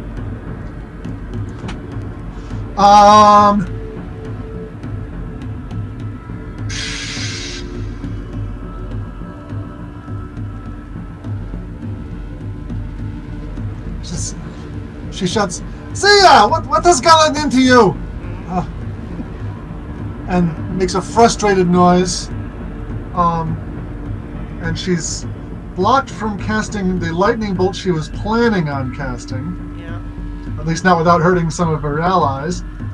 So Of course, I mean, like, it's a 5 foot, I think, so she could hit just Shadow, for example. yeah. No. She's gonna cast a magic missile at it. Alright. There you go. Which automatically first. hits, so you go ahead and roll damage. Yeah. She's getting a little low on spell slots.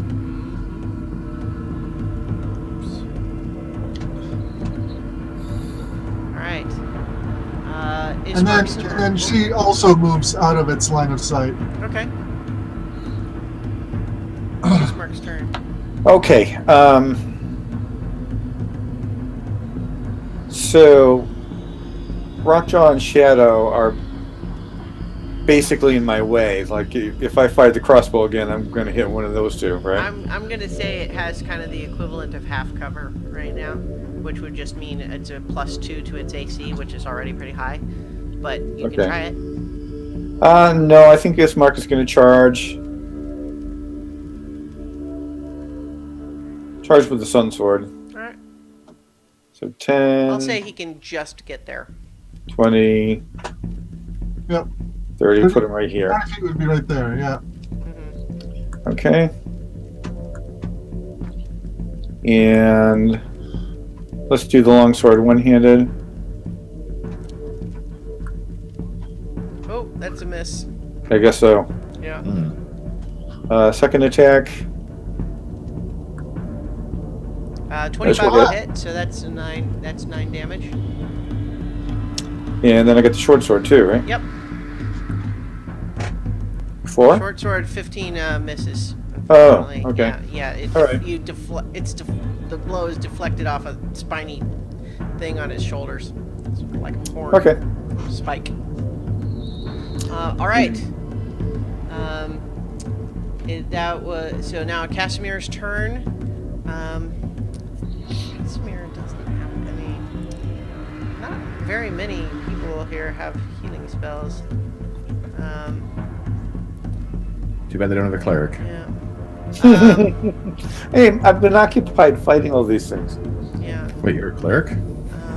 Yes, I am. Fanatic. You didn't notice the turn undead? Fanatic. Yeah. Casimir's gonna try a firebolt. Step Firebolt? in. Firebolt. Okay. Is there a yellow square there for a But, reason? that's gonna miss. Has anybody else seen that? Oh no, wait. I just had the character highlighted. So why is there? I had a couple of these little boxes left, but yeah. So his firebolt misses. He's gonna kind of move past. There was sort of a drive-by firebolt attack. So now it's this thing, and it's a death slot, by the way, just because I keep saying this thing. I mean, you guys wouldn't have any, way to make meaning of that. You just know it's a big old thing. That's what it is. Other than the handout that has death slot written across the top. Well, that too, I suppose. And so it actually has 3 attacks, and it's going one for each of these 3 and next to it. So it's going to swing its with its great sword at Ismark and Shadow, and it's going to try to bite you, Rockjaw. Is it a nice looking sword? It's really big. It's a great sword. So this is against Ismark and Shadow. Wow. Yeah, those are both going to hit, I think. Nasty. Yep. So note that there's slashing and necrotic damage for that. Whose is whose? The first one is Ismark. Good. And then, so for Shadow, that's going to poof her back to, so that's 21 total. So she's going to turn back into her elf form and take an extra 15 damage on top of where she was.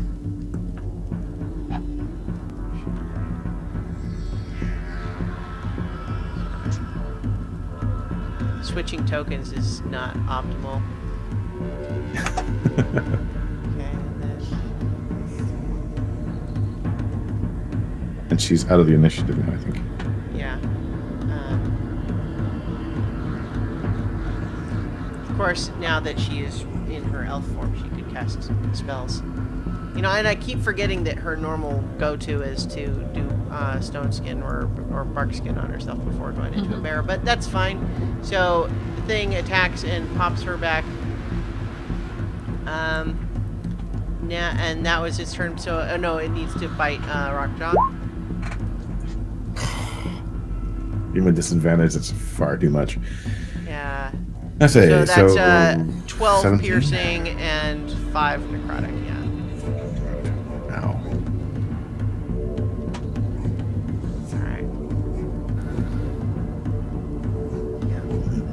But this thing, you guys have done it some significant damage too. So that was its turn. So it's you're up again, Honor. Okay, so I'm going to move to the doorway. See what I can do with heavy crossbow. 22. That'll actually hit, even with the half cover that I was going to grant it. Yeah. Well, it's still a sharpshooter, so it has no cover. But 5 you're piercing. Right. I keep forgetting that. So 5 piercing, and then move back out of its line of sight. All right. So Zia, you took off running. Are you going up the stairs, or what? Where? He goes up to the stairs and stops halfway up the stairs. Yeah, he's out of sight of what everybody else can see. Okay. Pavel. Okay. Everybody except Zia. What are your hit points left? How much are you down? I'm at a third. Shadow's at like 3/4 of her normal elven hit points. Casimir is like at 1/3 of his. He's pretty low. Yeah. Anubis is at about a little less than half of his hit points. I'm okay because of the temporary hit points, but Okay. Anubis is in bad shape. Okay. You see obviously that Ismark is low as well. Right. Okay, so everybody except Shadow and Honor, I am going to cast Mass Healing Word. Oh, And I know it's asking me what level. I'm going to say I'm going to cast it as a level 4, so I'll use my last level 4 slot rather. Okay. So that's 10. Yep, I think that's right. Yep, that's right. Yes. Okay. So everybody take back 10, Right. except for Shadow and Honor.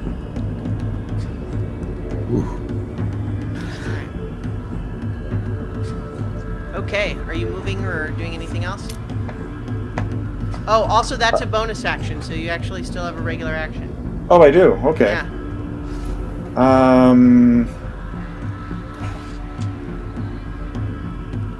See, that room in there is getting really crowded. I don't really feel like I can attack.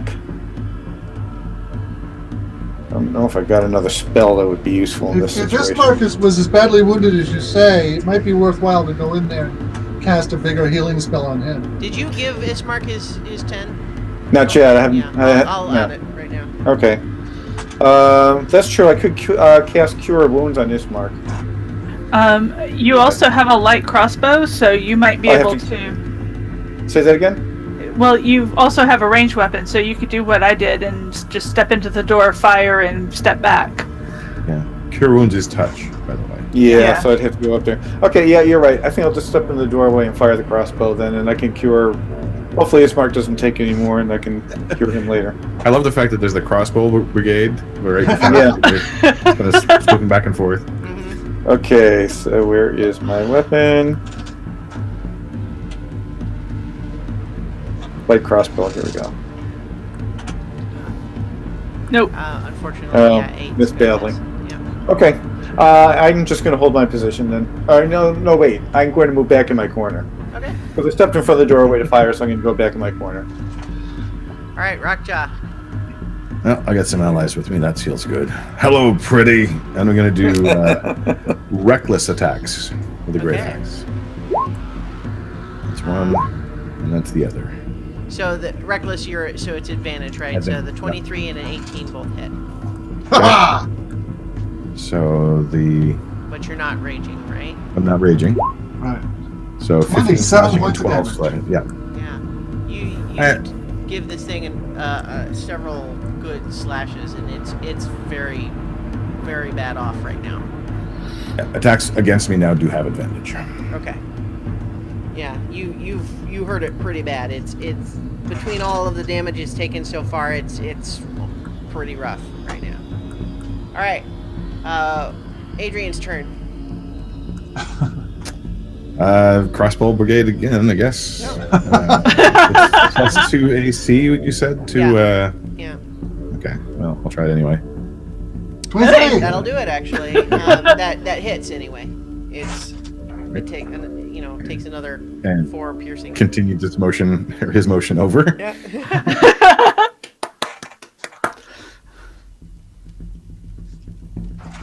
All right. So that makes it Anubis' turn. And Anubis is staying put. All right. Esmeralda. Esmeralda casts another magic missile. Join the brigade. And this time she's going to cast at 2nd level. And she kills it. The Yes! bolts shoot out from Esmeralda's hand, strike this thing. And it falls over backwards, dead. I'm going for that sword. Let's see if it's pretty. It's pretty is relative, right? Pretty effective. It's a big longsword. Actually, it just occurs to me to check if there's something special about the sword, because obviously when it attacks, it does necrotic damage. But I think that's a property of the creature, not the sword. Yeah. So it's a big, ugly black metal greatsword, but it's sure sharp and heavy. Yeah, I'm gonna hold on to it. Yeah, I was thinking that was right up Rockjaw's alley. I don't think it's quite as good as mine. Okay, so we are no longer in initiative as you guys have dispatched the Dark Slot. Or the Death Slot. He's kind of better than mine. Let's get the different. Alright, so let me. As I think Casimir probably goes in to observe first that it's dead, and also he's gonna start checking the things. Okay, and Anubis and I are going down to see if we can figure out what happened to Zia. And Pavel is going to go into the room, touch Ismark, and cast Cure Wounds. All right. Dashing past the gap Okay. and coming up on the door to the stairs. He looks pretty pale. I mean, he's down to 19 hit points. He's in rough shape physically, but he's kind of backed into the corner, and just kind of staring, a look of absolute fright on his face. I will It's be dead. right back. I'm actually need to take a brief break. Okay. So I will be back in a few moments. Okay. I don't know what happened. So much fire. Zia, it's dead. He picks himself up, still kind of hugging himself. Come on, we've got a cleric now. He can heal you up, and we can keep exploring. So come on.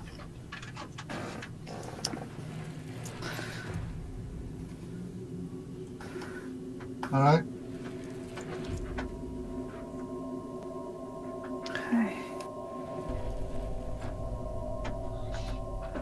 Say. Yeah. I've added Great Sword to my list of things to do. List of things to do, attacks to add. I am actually going to cast Cure. I'm going to use my last first level slot to cast Cure Wounds on myself. Why, you greedy... No. Okay, where's that dialogue box? Yeah, there it is. Submit. Oh, and I take back 11. All right. 17. No, Yeah. that's two. No. There's two spells there. Or is it cast at a higher level? No, if No. it was cast at a higher level, it would say that. Oh, That's what the second part is, the cast at a higher level. Yeah. why would it? No, because I told it to submit it first at first level. Yeah, So so I should take the first number then. I'll take 6. Okay. Yeah, that's weird. Oh, yeah. But yeah, the dialogue box comes up asking what level, and I clicked submit once and nothing appeared to happen, so I clicked it a second time. That's probably why the second one came up. There's a bit of lag I've noticed. Yeah. All right. So did I miss anything that the DM should know? Yeah. Yeah, I went and fetched Zia from Okay. his hidey hole in the corner of the stairs. I used my last first level spell slot to cure wounds on myself. All right. I took a close look at the sword. All right. As I previously mentioned, the sword does not seem magical. It's kind of on theme with the thing that wielded it. But yeah, I mean, you could use it. There's nothing special about it other than it's big and heavy and mean looking. Slightly better than the battle axe or the great axe, but uglier. All right. So Is it carrying anything? The thing? No. Yeah. Doesn't have any. I know. Doesn't even Except seem to be wearing pockets. any clothes. Casimir goes and he touches the north sarcophagus, and then when he lets it go, he says, "That one gives the benefit of true sight." True sight. I mean, you know if someone's lying? No, the ability to see through illusions Oh. or invisibility Oh. would have That's been neat. helpful with that thing that we just fought. Yeah, but it's dead now. What about the others? Are you still kind of shaky, Zia, or are you moving in to check them out too? You're typing something. Sorry. That's all right. No, he's Shaken still. feels still quite shaken and recovering himself, and also does not have the hit points to be able to feel confident in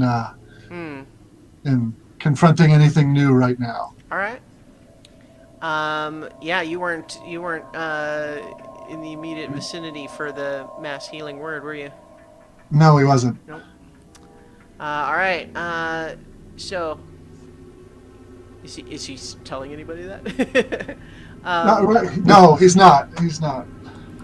Casimir touches the west one, and then says, "This one grants great strength, physical strength." Ah, now we're talking.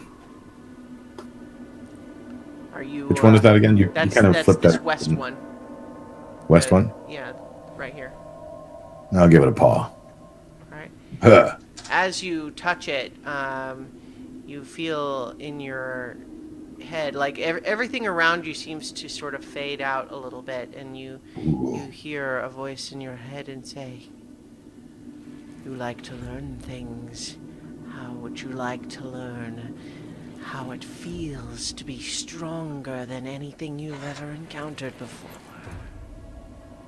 I'm already stronger than most things I've encountered.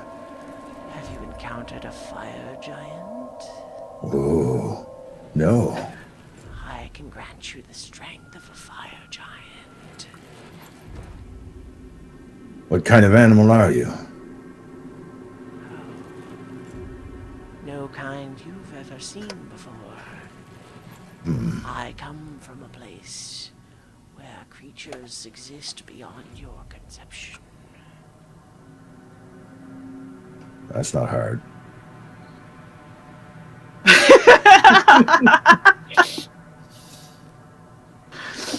So what is this strength then? Show me. Do you accept the gift? It's a gift. I don't have to pay for it or anything. It is a gift of power.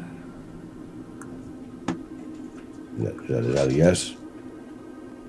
What's the Power cost? always has consequences. Oh, I don't have a lot of gold. No gold required.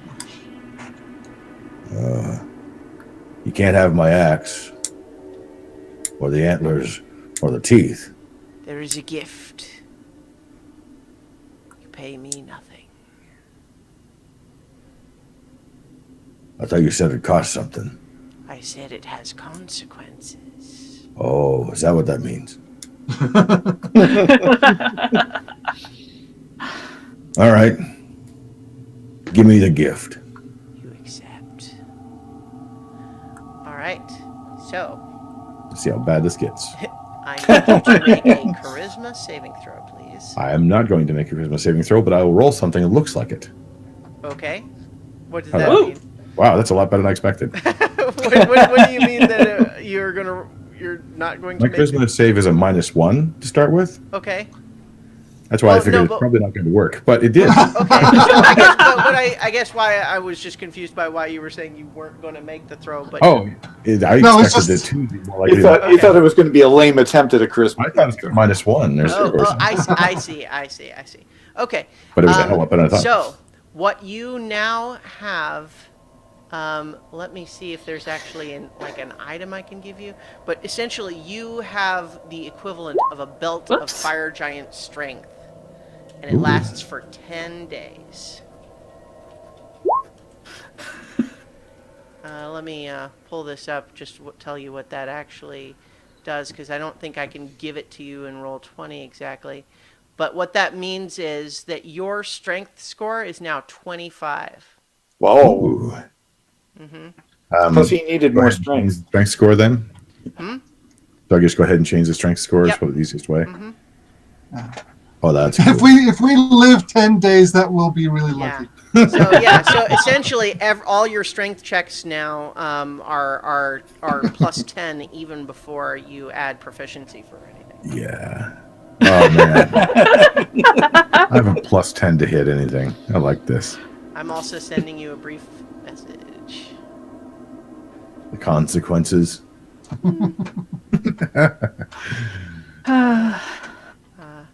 Take me a second to. Okay. All right. Sending it to you in Hangouts here.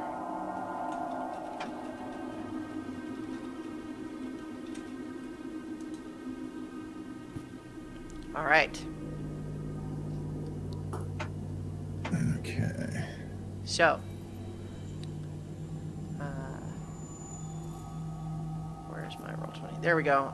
So now, Casimir goes to the southmost one in this room, touches it, and then pulls away and says, "This one gives you increased physical endurance." Oh. Which I'll tell you, basically everybody it basically you get a higher hit point maximum. Oh.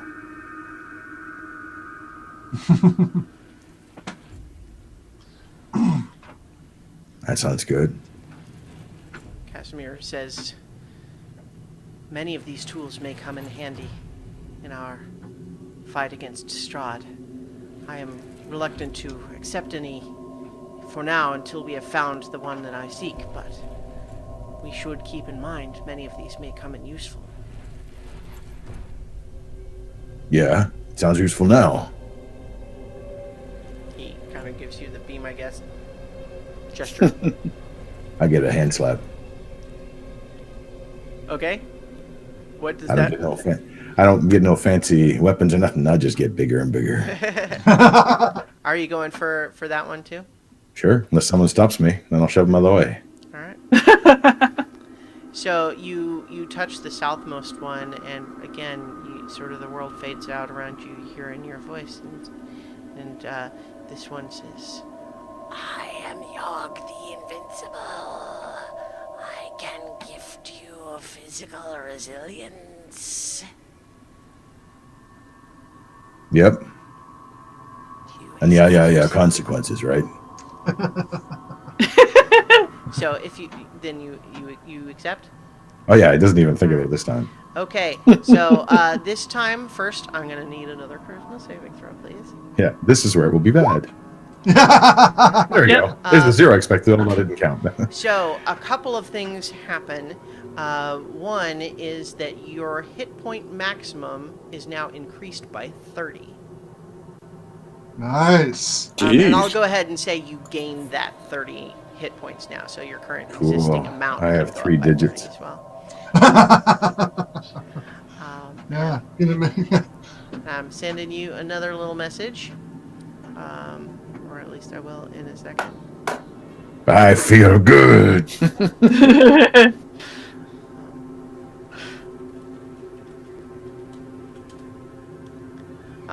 right. And also, oily black fur sprouts all over your body.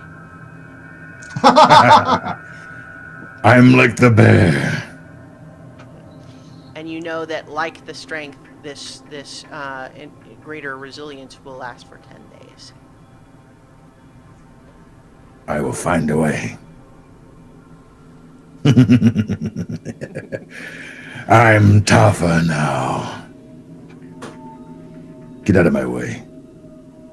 I'm going to push my way back in the hallway.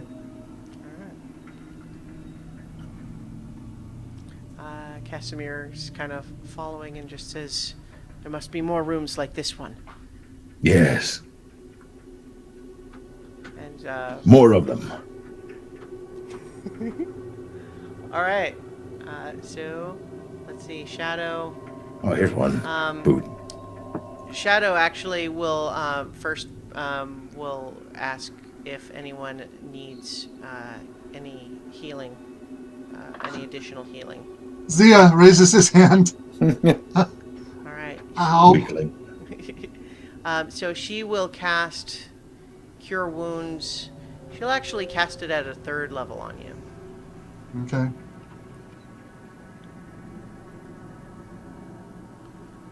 So that's 16. 16. Okay, that's significantly better than it was. And then she'll also cast it at a 2nd level on Casimir.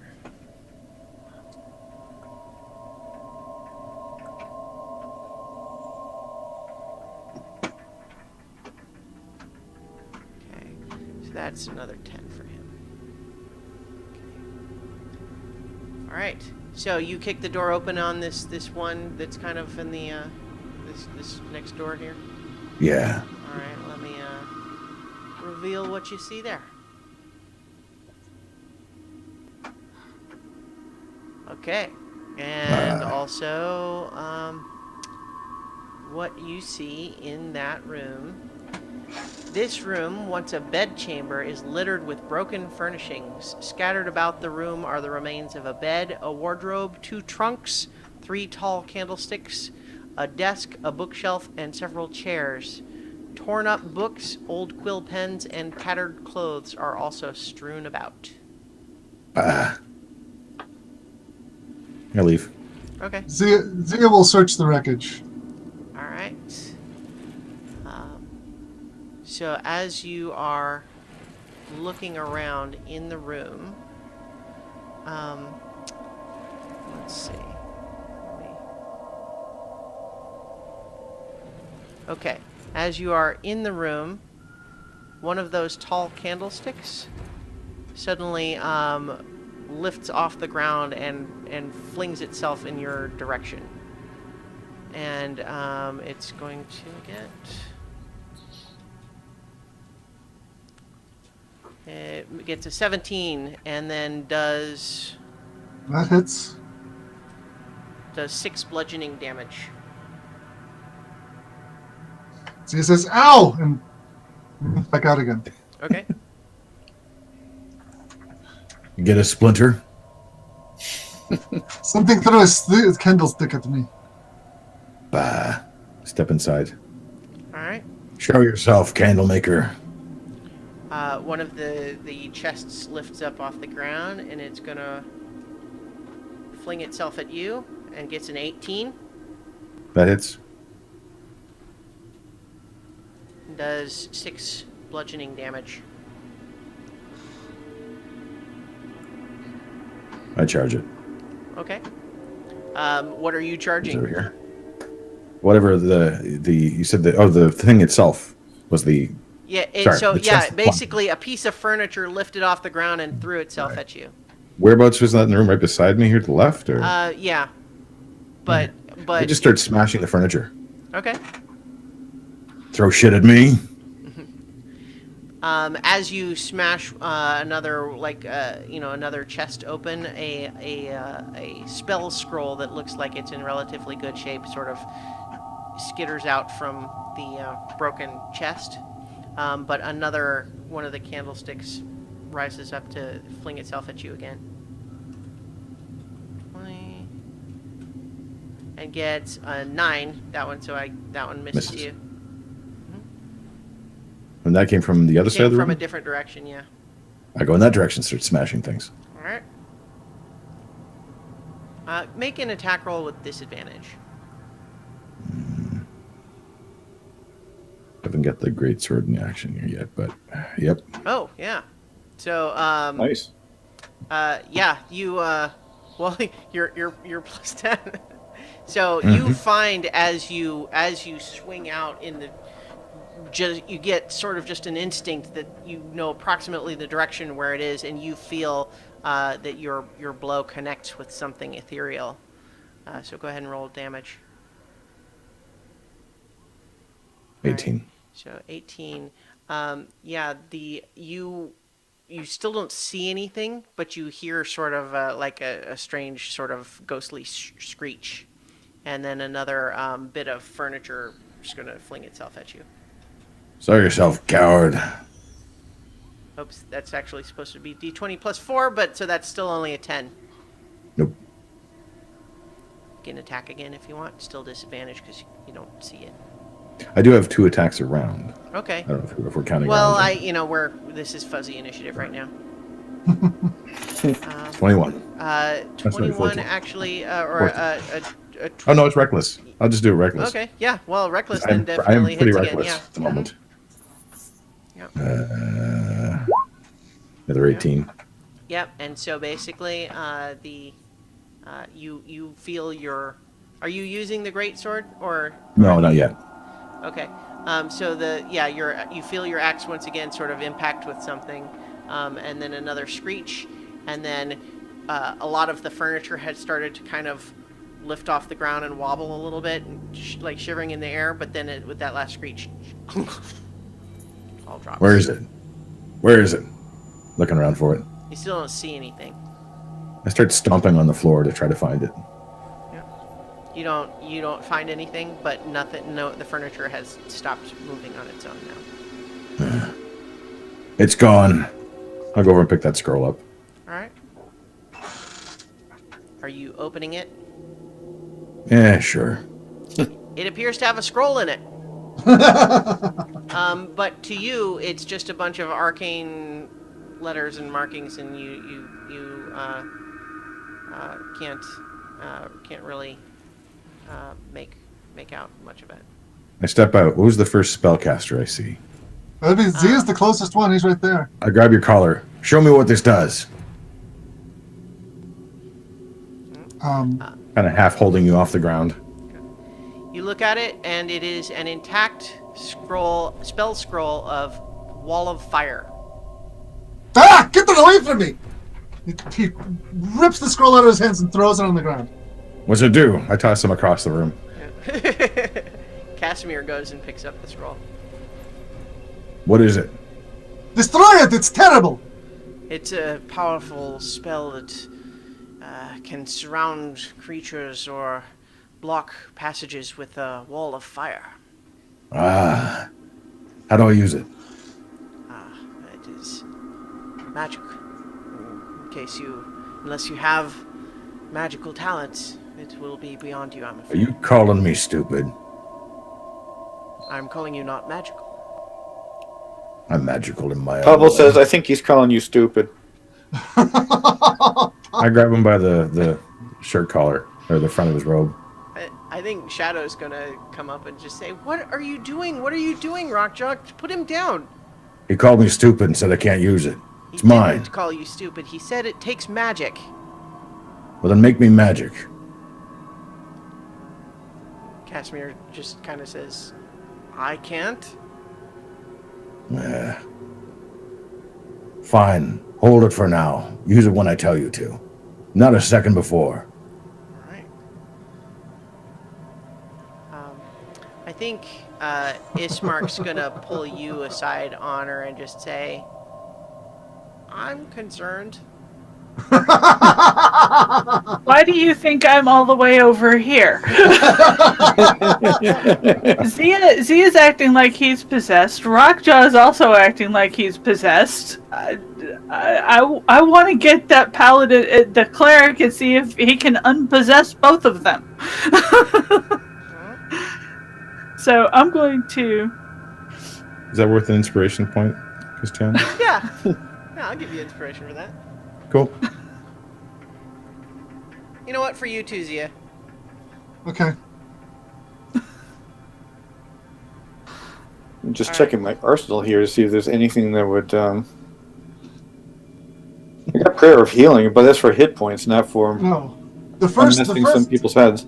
the first spell that would come to my mind would be remove curse. Which I don't have. Maybe tomorrow I'll learn that one. Yeah. I'm trying to think. Yeah. What else? It's a 3rd level spell. I have bestow curse, but I still have remove curse. Yeah. Can you curse them with calm? As a matter of fact, actually, that's one of the curses you can put on someone. Yeah. But it doesn't last very long. Well, there's also a relatively low level spell. Shoot, what is it? Calm emotions. Yeah. Oh, I saw That's that a one. second level spell. Yeah. Um, Sadly, I Again- didn't learn that one either. Again, that doesn't last terribly long either. but yeah, so in any event, Casimir is kind of brushed himself off and says, there was another door at the south end of the hallway. I'm going for it. As you pass through that gap, even if you were sprinting like before, Yep. let me see what just happens.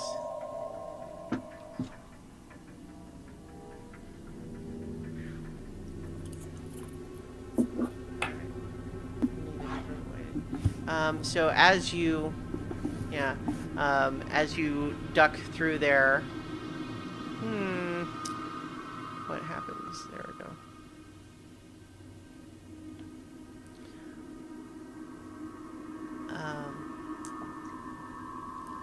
Let's see.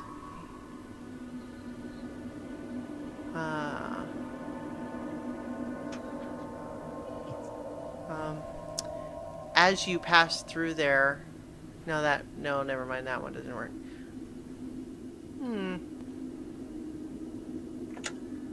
I suddenly discover I'm wearing shoelaces and trip over them. No, I think what happens is no, that one's you just a firebolt zips in from that big room in the other room. No, that hits. Yep. And so you just take 6 fire damage as you run by, and Urgh. firebolt just zips I will out. enjoy seeing you die soon enough. Let me keep going. All right. Actually, I start running with speed. I'm going to hit this door. Okay. Okay. Zia uses the 4 charges from the staff to put a wall of ice across the Across this across the archway. Yeah. right. Okay. Oh, nice. And runs as fast as he can behind Raksha. All right. Yeah. And Honor's gonna dash across, but keep her distance. So, as you reach that door, you are passing another one on the west here, just in case you didn't see it. Yeah. But then getting to the south one, it is locked in the same way that most recent one was. Well, I built up a head of steam. Let's see what happens when I collide with it. I'm just gonna ram it, huh? Yep. Let's see. Would that be athletics or strength? Have to. I think it would be athletics, which uses strength plus Right, proficiency if you have it, but I'm just trying to see if it has something where it tells me what, like, the strength of the doors and stuff are. You know what? I'm gonna say make an athletics check as you try to ram the door. 27 is pretty good. I'll say that as you slam into it, it doesn't completely give way, but it does crack. All right. Back up and try it again. All right. Oh, Oh wow. Yeah. You smash through this door. Just it pretty much explodes into little amber splinters all over the place. I'm so strong. Pavel says, "Nice job, Bruce Bannon." What did you call me? Never mind. So this room has amber glazed walls, a floor of grayish marble with black veins, and 3 amber sarcophagi standing in alcoves. What's this one tell me? That is the east one. Let's see. He is not waiting for anybody to catch up, by the way. I am Serlak, the Hellhound Whisperer. I can make you a Hellhound Whisperer. You will be able to summon and control Hellhounds, 2 of them. And you What can he get to teach me? destroy your enemies. No, I will do that myself. What can they teach me? They are fierce creatures. They can breathe fire. Can they show me how to be magic or breathe fire? No. I have news for you. He moves on. All right. I think just as you're starting to let go, it's like, oh, wait, but...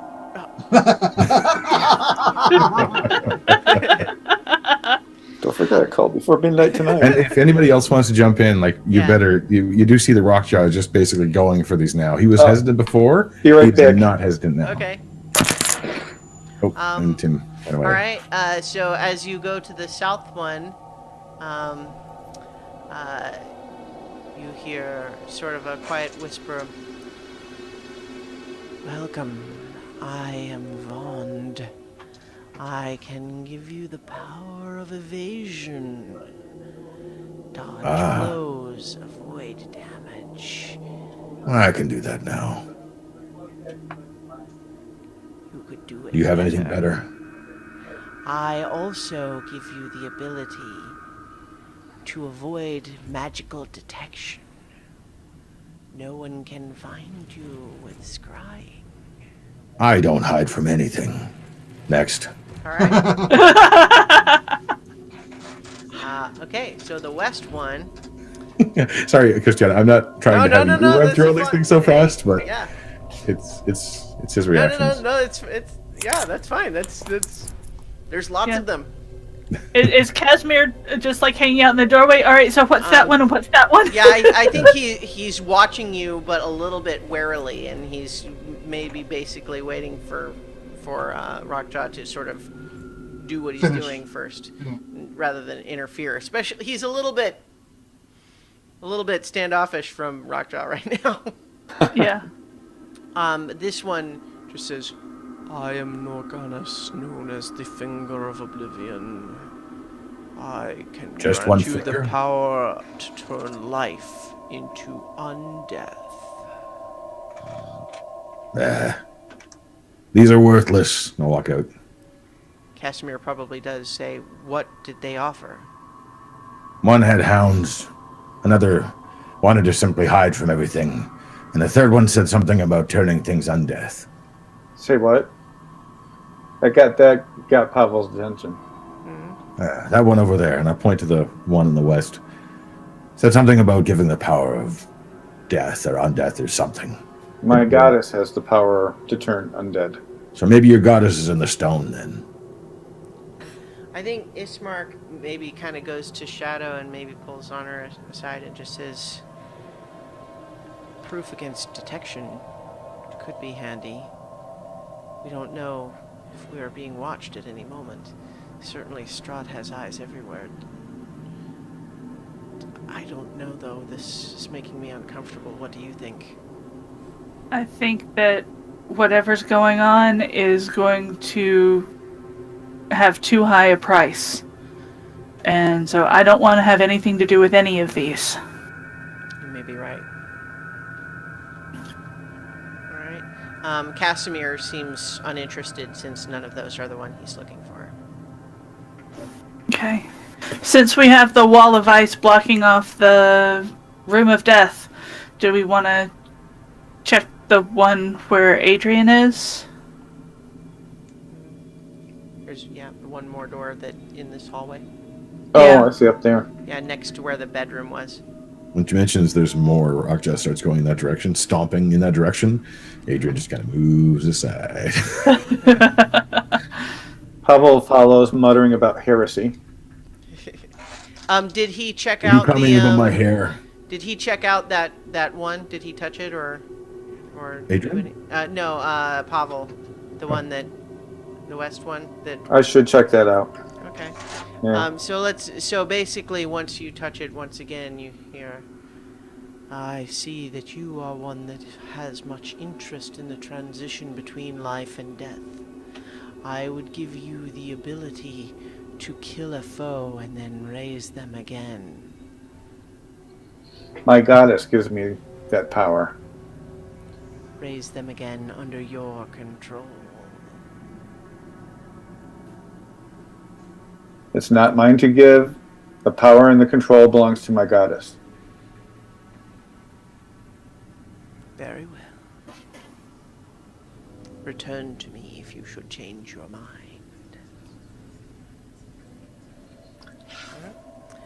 So as Rockjaw goes up to that room on the west there, furnishings made of ancient colorless wood have collapsed under their own weight and now lie covered with cobwebs and dust. It's very similar to the other one, although albeit less smashed.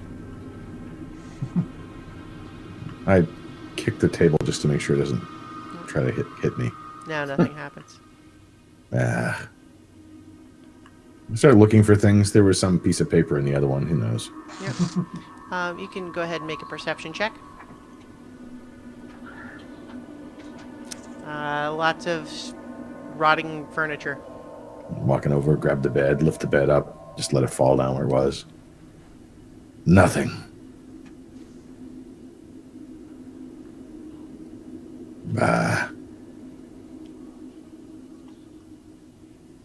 And he just walks out. All right. Anyone else? Yeah, so, I mean, I guess Lee is away for a moment. Maybe we need to wait. Yeah. well, so you've explored sort of everything in this little hallway on this side here. Yeah. So the exits from where you are, you could go back through that archway if the wall of ice is dissipated, or back up the stairs where you came down. It'll, unless he attacks it, it'll last for a while.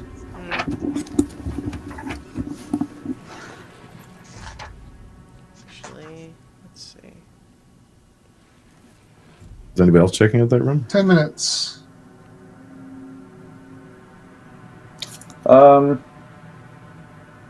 I'll go in. Yeah, Pavel will go in there.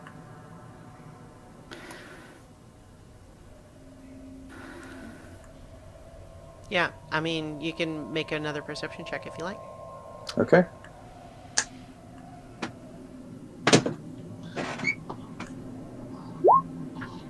A bunch of Also, while rotted, smashed furniture. while Bed's on Rockjaw's its side uninterested now. in those crystals, you guys are welcome to take a look at them. Okay, so I leave the room. Which crystals? Or amber, The amber basket and- things. Oh, yeah. Yeah, I don't want Rockjaw's dismissal to be everyone else's. I just no, yeah. Zia is going to go in. The first one with the Hellhounds, he absolutely wants nothing to do with. Mm. What I'll was go the with these second? What was the statues. southern one again? The power to avoid detection and Hmm. evasion. Rockjaw grabs the small statues of the creatures and starts crushing them, laughing. Yeah.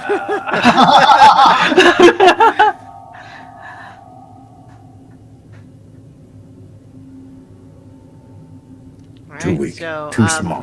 Pavel says were to you him, touching that one, or? Yeah, well, that was evasion. Yeah. I'm like, yeah, all right, take it. All right. So you now have the benefit of an amulet of proof against detection and location, which, as previously mentioned, essentially makes you. Let's see. I think invisible to scrying, hidden from divisionation magic. And then also gain the benefits of a ring of evasion, which gives you 3 charges. And when you fail a dexterity saving throw, you can use a charge to succeed instead of fail. And what's the name of that gift? Just so I Uh, can- yes, just a moment. Yes, that you have now accepted the gift of Vond the Evasive. And you know that it will last 10 days. And Did the strength one actually give his name? I can tell you, I don't think I said it at the time. Okay, if he didn't say it, then I don't know it. That's fine. Well, I mean, know I Yard did. didn't say it, but I mean, I feel like it makes sense that you would know it, having accepted it. Okay.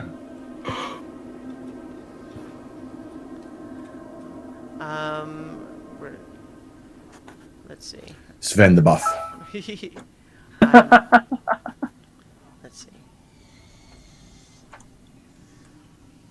All right. Okay. So now, there was the third one there too. You know, that one was the power to kill and then raise as an undead.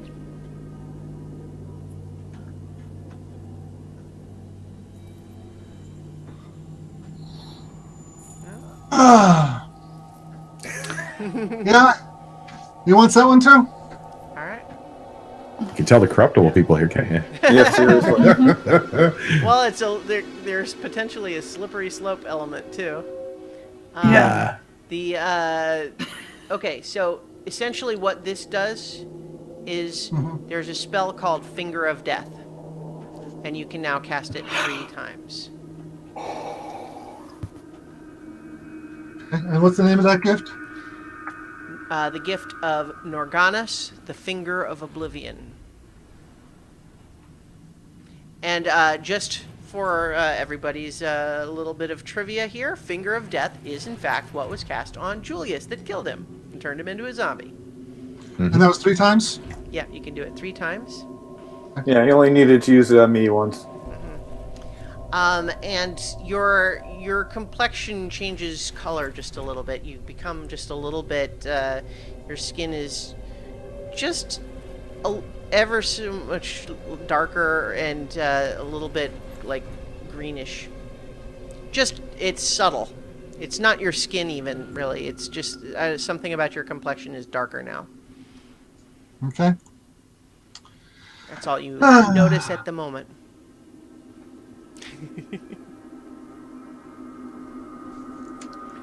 All right. So you have 2 ways out of this hallway. You said it was a furry exterior, right? Yep. Black, oily fur all over your body now. I'm becoming a bear. Holy crap. That's a 7th level spell. Yeah. So you didn't have to. You didn't get any consequences. Damn you. Well, Not that you know didn't of. he? Yeah. I didn't see any rolls, so I assume not. Yeah. All right.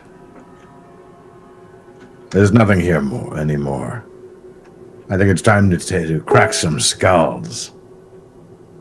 Fire skulls. I'll start using the sword. See if it has a better way to it. Hang on. Let's let's see. I just realized I may have omitted something. Let's see. No, and I've smashed all 8 of these. yeah. Actually,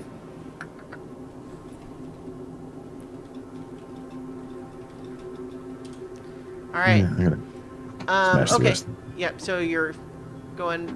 Okay. So you're smashing all the rest of the little animal statues. Yeah, All right. making a snip. Yeah. Nothing else happens. Yeah. Pavel says you need to get a hobby. Breaking things is my hobby. All right. So are you going You back want up to the be stairs? next? I will move us back to that map.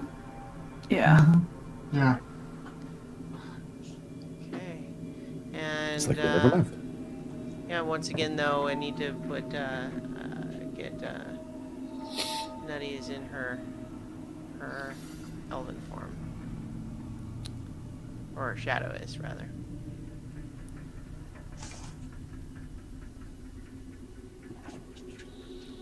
All right.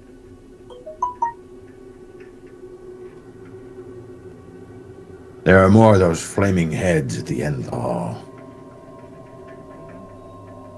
Be prepared for them. Don't die. It'd be embarrassing. No, I disagree. We do not need to go that way. If we go this way, we can go pass through the just the corner of the room and into the doors on the next to it. We do not need to follow the flaming skulls.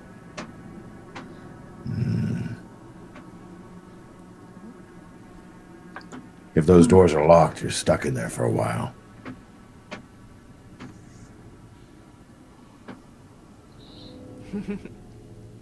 Decision point. You can use that spell again. Who cares if we make noise now? Yeah, so that means Zia would go first. Hold on a second.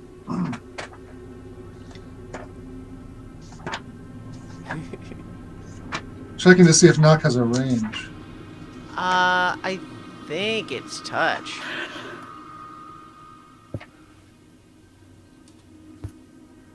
$60 feet. Oh wow. Really? Interesting. Yeah. So he can cast it from out of sight of the statue.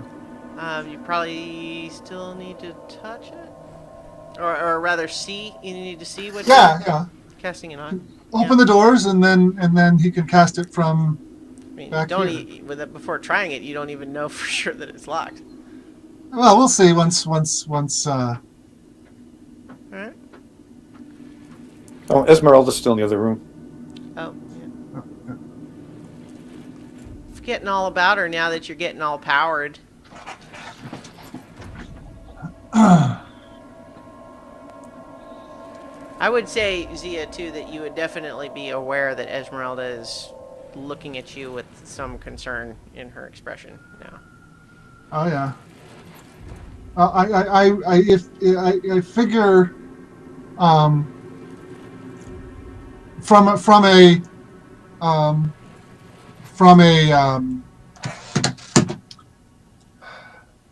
metagaming point of view, I don't want to engage in role-playing solo between two characters that I'm controlling. Right. Excuse me, phone's ringing again.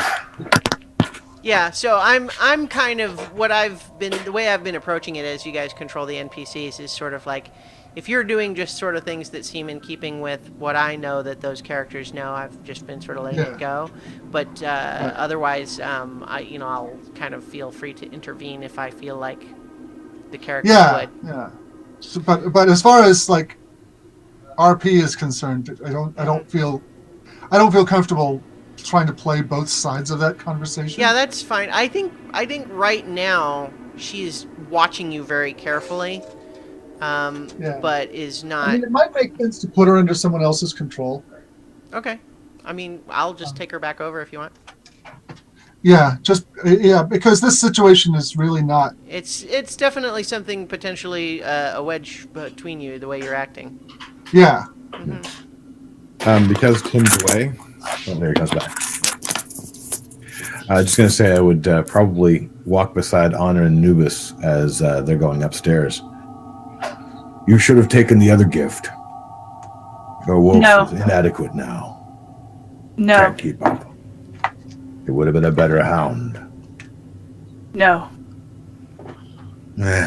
Be weak then. All right, are you guys trying this door? Yeah. Do the doors open inward or outward? Inward from the, so like you would pull them open towards you. Okay. Okay. I'll pull the door open towards me, so that Zia has line of sight, Okay. and I have some cover. All right. So as you open the door and look out into that room, this black marble balcony overhangs the northwest corner of the temple, the floor of which lies 30 feet below. Nearly half the balcony has fallen away, and obvious cracks have formed near its ragged edge. And you do see another set of doors sort of north, on the north side there. Look, Joe, I bet you could go through those doors in one shove. It's a tough angle. But you also have your magics, right? If it resists, then I will use the magic. No sense in expending power unnecessarily. Fine, pitiful fools. And I'll run to it. All right. The balcony is a little shaky under your feet, but holds, and the doors are not locked. Yeah, I go right on through then. All right. It's all dark on this side. I've fallen off the universe. Okay, so what you see as you enter that room, well, first, once everyone else sees Rockjaw just go on through, do you have any immediate response? Zia is just running through, Esmeralda following. All right. Okay. Pavel and Ismark go as well. Adrian holds up until everybody else is gone. And sees the Pavel and clearest spot on the side. Ismark find as they go together that basically the balcony starts to collapse. Oh, jeez. And I'm going to need both of you to make a dexterity saving throw. I got a bad feeling about this. All right, here's Pavel first. All right. Go ahead and make for Ismark.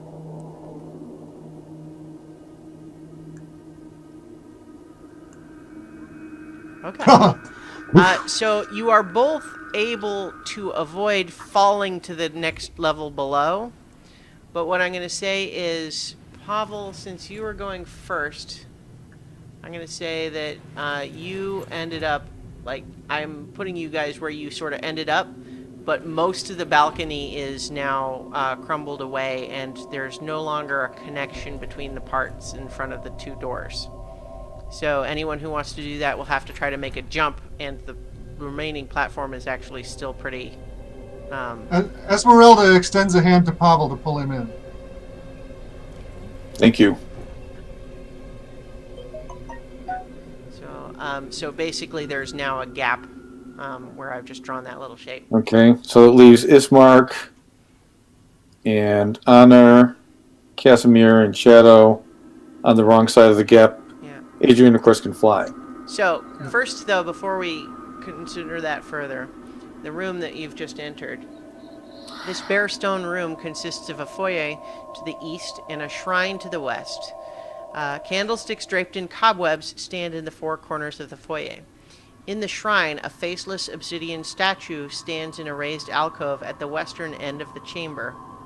Slumped before the statue are two desiccated corpses in tattered garments. Two pairs of alcoves line the north and south walls of the shrine. And so now that the four of you have entered that room in order, let's have Rockjaw, Zia, and then Esmeralda and Pavel make wisdom saving throws, please. Wow. That's a lot higher than expected.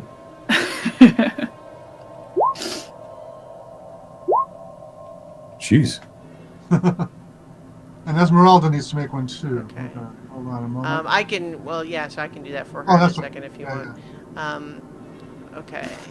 Sorry, I forgot that I'm no longer controlling her. Yeah. Well, I didn't have her sheet open, so let's see. I can do it. Oops. I had it open. And then, okay. Wisdom saving throw. Holy crap.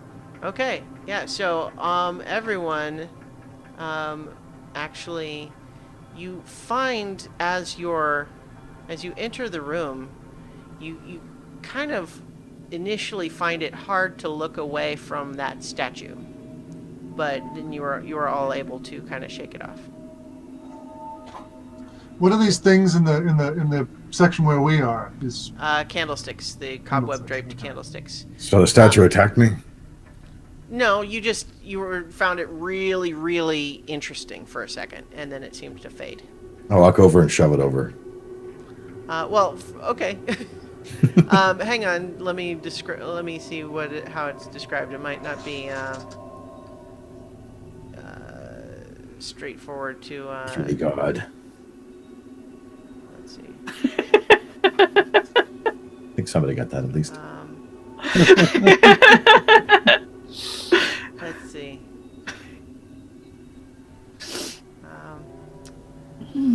Make a strength check, athletics check to shove it over because it's big and heavy. Oh. No, in fact, actually, your initial failure unnerves you enough that I want you to make another wisdom saving throw. Oh. Oh yeah. All right, yeah. So once Get again, out you're fascinated that this statue resisted your efforts, but oh well. It is just a dumb statue. Yeah, I turn my back to it. Okay. Pablo's gonna wander all right. over and check out the corpses. So, well, hang on. So we There's want still people outside. we have Shadow and Casimir and Ismark and Adrian and Honor. Is everyone else just are you heading across to? I'm gonna want everyone to make an athletics check. It's not a okay. You know what? It's not a big gap.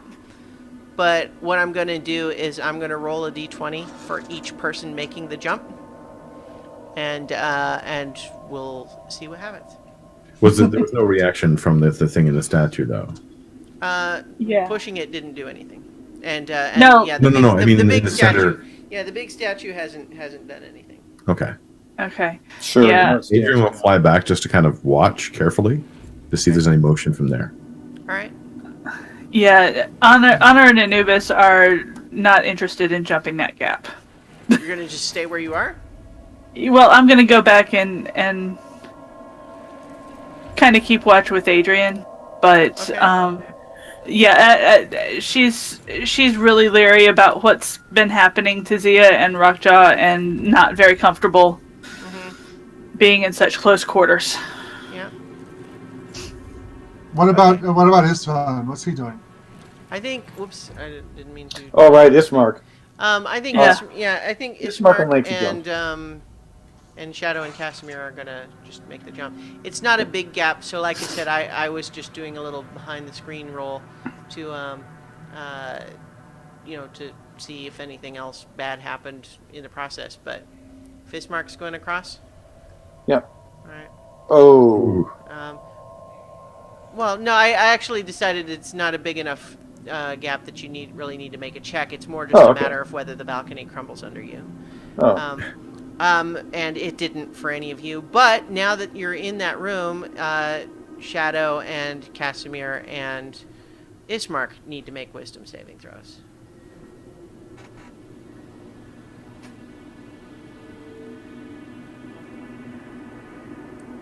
Let's see. And Casimir.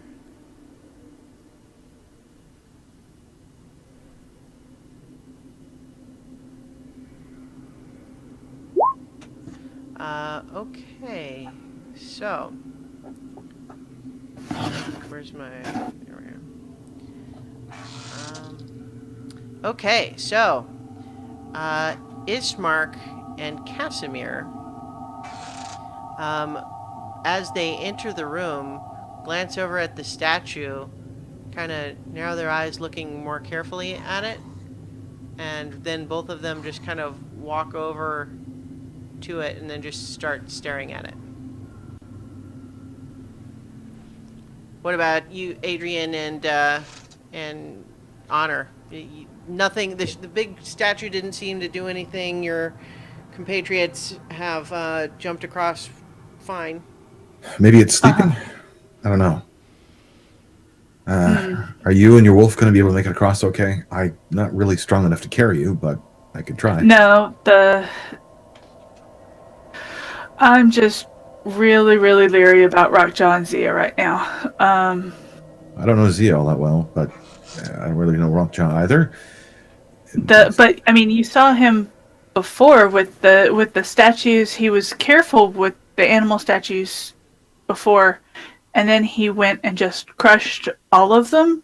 It's like a complete reversal of his intentions, his opinions. Everything is completely reversed.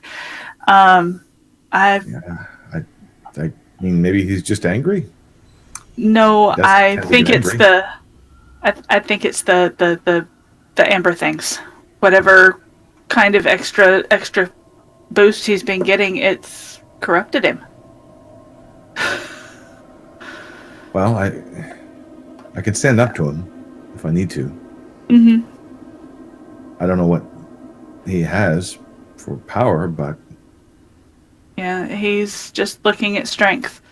So I'm honestly not really sure if I want to follow them or just watch for them to come out somewhere else and see if we can join up later. I'm not really happy right now. Can we see the door from here? Not really. Yeah. Yeah. Because I wasn't really watching the door, but I don't know if we could see from there. Yeah. It seems like everybody's made it across. At least I don't hear anybody anymore. We can wait by the other door and watch. Yeah, I don't think we'll stand on much of a chance on our own. I don't think so either. Yeah, that's why I'm so uncomfortable right now. I've seen a lot of terrible things in this land. I don't know what's happened to them. At least for the minute, something has scrambled them, but they still seem to be moving in the right direction. Yeah. I'm just scared. Honestly, I'm afraid that they're going to find more of those amber things. No, there's supposed to be more. Yeah. Maybe we have to get to them first. No. I don't want to have anything to do with those things. I'd honestly really rather go and wait with the wild people, with the Wild Mountain people, and see if they come out. I don't know if that's such a great idea. I mean, they're going to need our help. You've seen how they work. Yeah. I think as you guys are. Oh, okay. Sorry, I was a little distracted. What was that last bit? No, it's just Adrian's talking me into following them, just so that there's a voice of sanity somewhere. I was gonna basically, if you guys had taken much longer, I was gonna just have Ismark kind of hop back across to just check on you and kind of figure out like what's. Except Ismark is fascinated by the sketch right now. That's right. Oh, Yeah. That's right. Yep. So that wouldn't have happened anyway. But Zia understands that Casimir, at the very least, was not interested in coming here and staring at statues. No, in fact, they're just staring at it like it is the most interesting thing they've ever seen, but they're not doing anything else or saying anything. They're just staring at it. It's just a dumb statue. How's this door look? That door does not appear to be locked. Hey, Casimir, don't you want to find your dark power to resurrect your sister? Is this not important to you? He just kind of grunts. I stand between him and the statue. Yeah. It's just a stupid room. As you stand between them, he basically just kind of leans around you.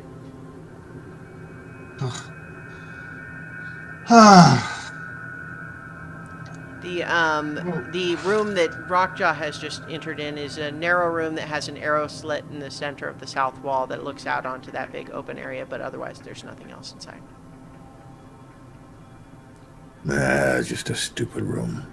Basically, just in terms of the height of everything, remember that this big statue is 40 feet tall. So basically, the level of the arrow slit is basically like at its elbow.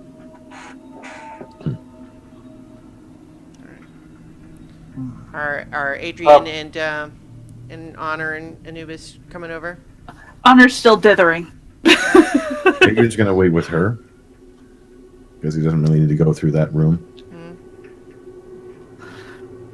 Pavel goes over to the statue, and I think Shadow would probably come back to check on you, except that she's concerned about what Casimir's doing right now. So she's probably going to try to pull him away, and he's like struggling against her. Stop staring at the stupid statue. Let's go. There's nothing here. We can't go through either. I'm just going to go and head on back. Pavel says, "Fellas, it's not a masterwork of art. Let's go." They're not responding. Judging from the skeletons on the floor, it appears that they will stand there and stare at it until they are dead.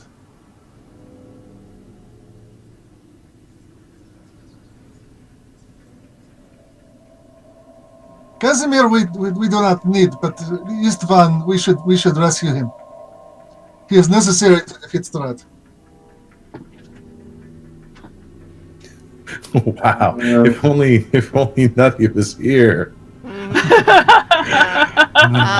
I think, yeah. I mean, I don't want to metagame the answer, even if Shadow might guess it. You know what I mean? Yeah. Right. Well, it is 10 minutes of 5. Yeah. Well, I'm actually a little bit inclined to. There's a good stopping point, not too far from here. Okay. If you guys are able to kind of resolve the current quandary. I don't know whether the spell would be appropriate or not, because it says you touch one willing creature. Mm-hmm. Do either of these guys actually have free will right now? Well, what's the spell? The spell is resistance. Once before the spell ends, the target can roll a d4 and you have the number rolled to a saving throw. No, that wouldn't allow them to make a new saving throw. Okay. Yeah. Does anybody have darkness to cloud the sight of the statue? What idiots! Zia takes off his cloak and drapes it over the statue. Immediately, Ismark and Casimir just kind of blink and say, "What just happened?" You were ensnared by this some magic or something in this statue. Let's go. There is nothing here we need to find. So as Casimir goes ahead and glances around, I'm going to have him make a perception check. I'll have Shadow do one too, I think.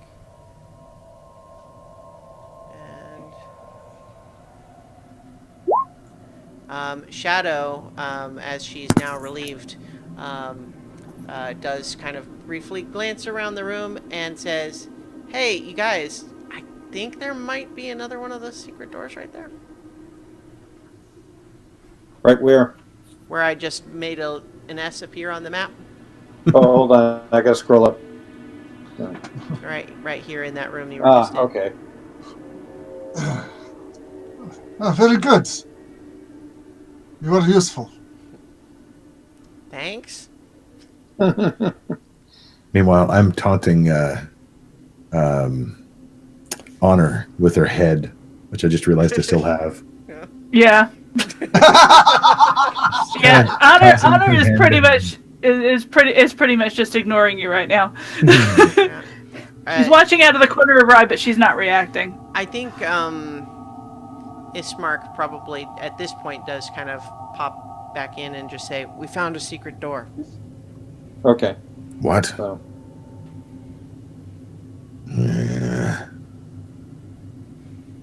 Where's it go? all right. So I hop in and deliver that news to Honor and Adrian, and Anubis just sort of wags his tail.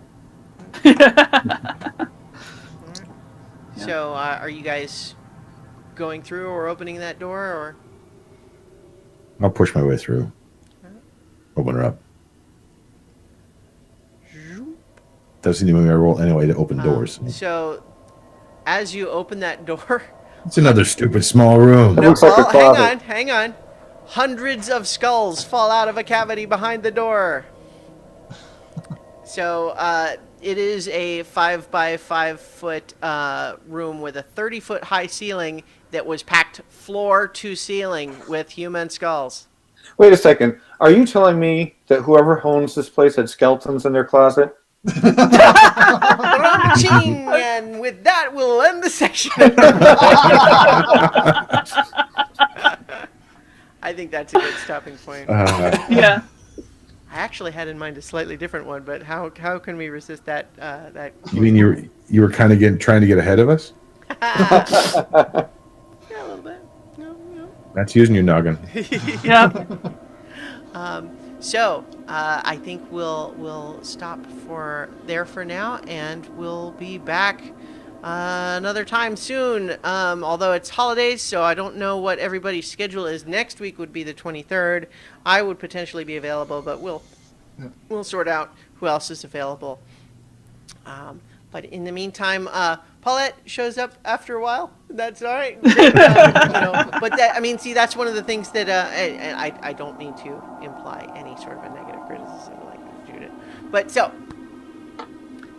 we'll be back next time. Thank you everybody for listening and or watching. Thanks, everyone. And Yes, we'll be thank back you. for See you, more folks. Curse of Strahd. If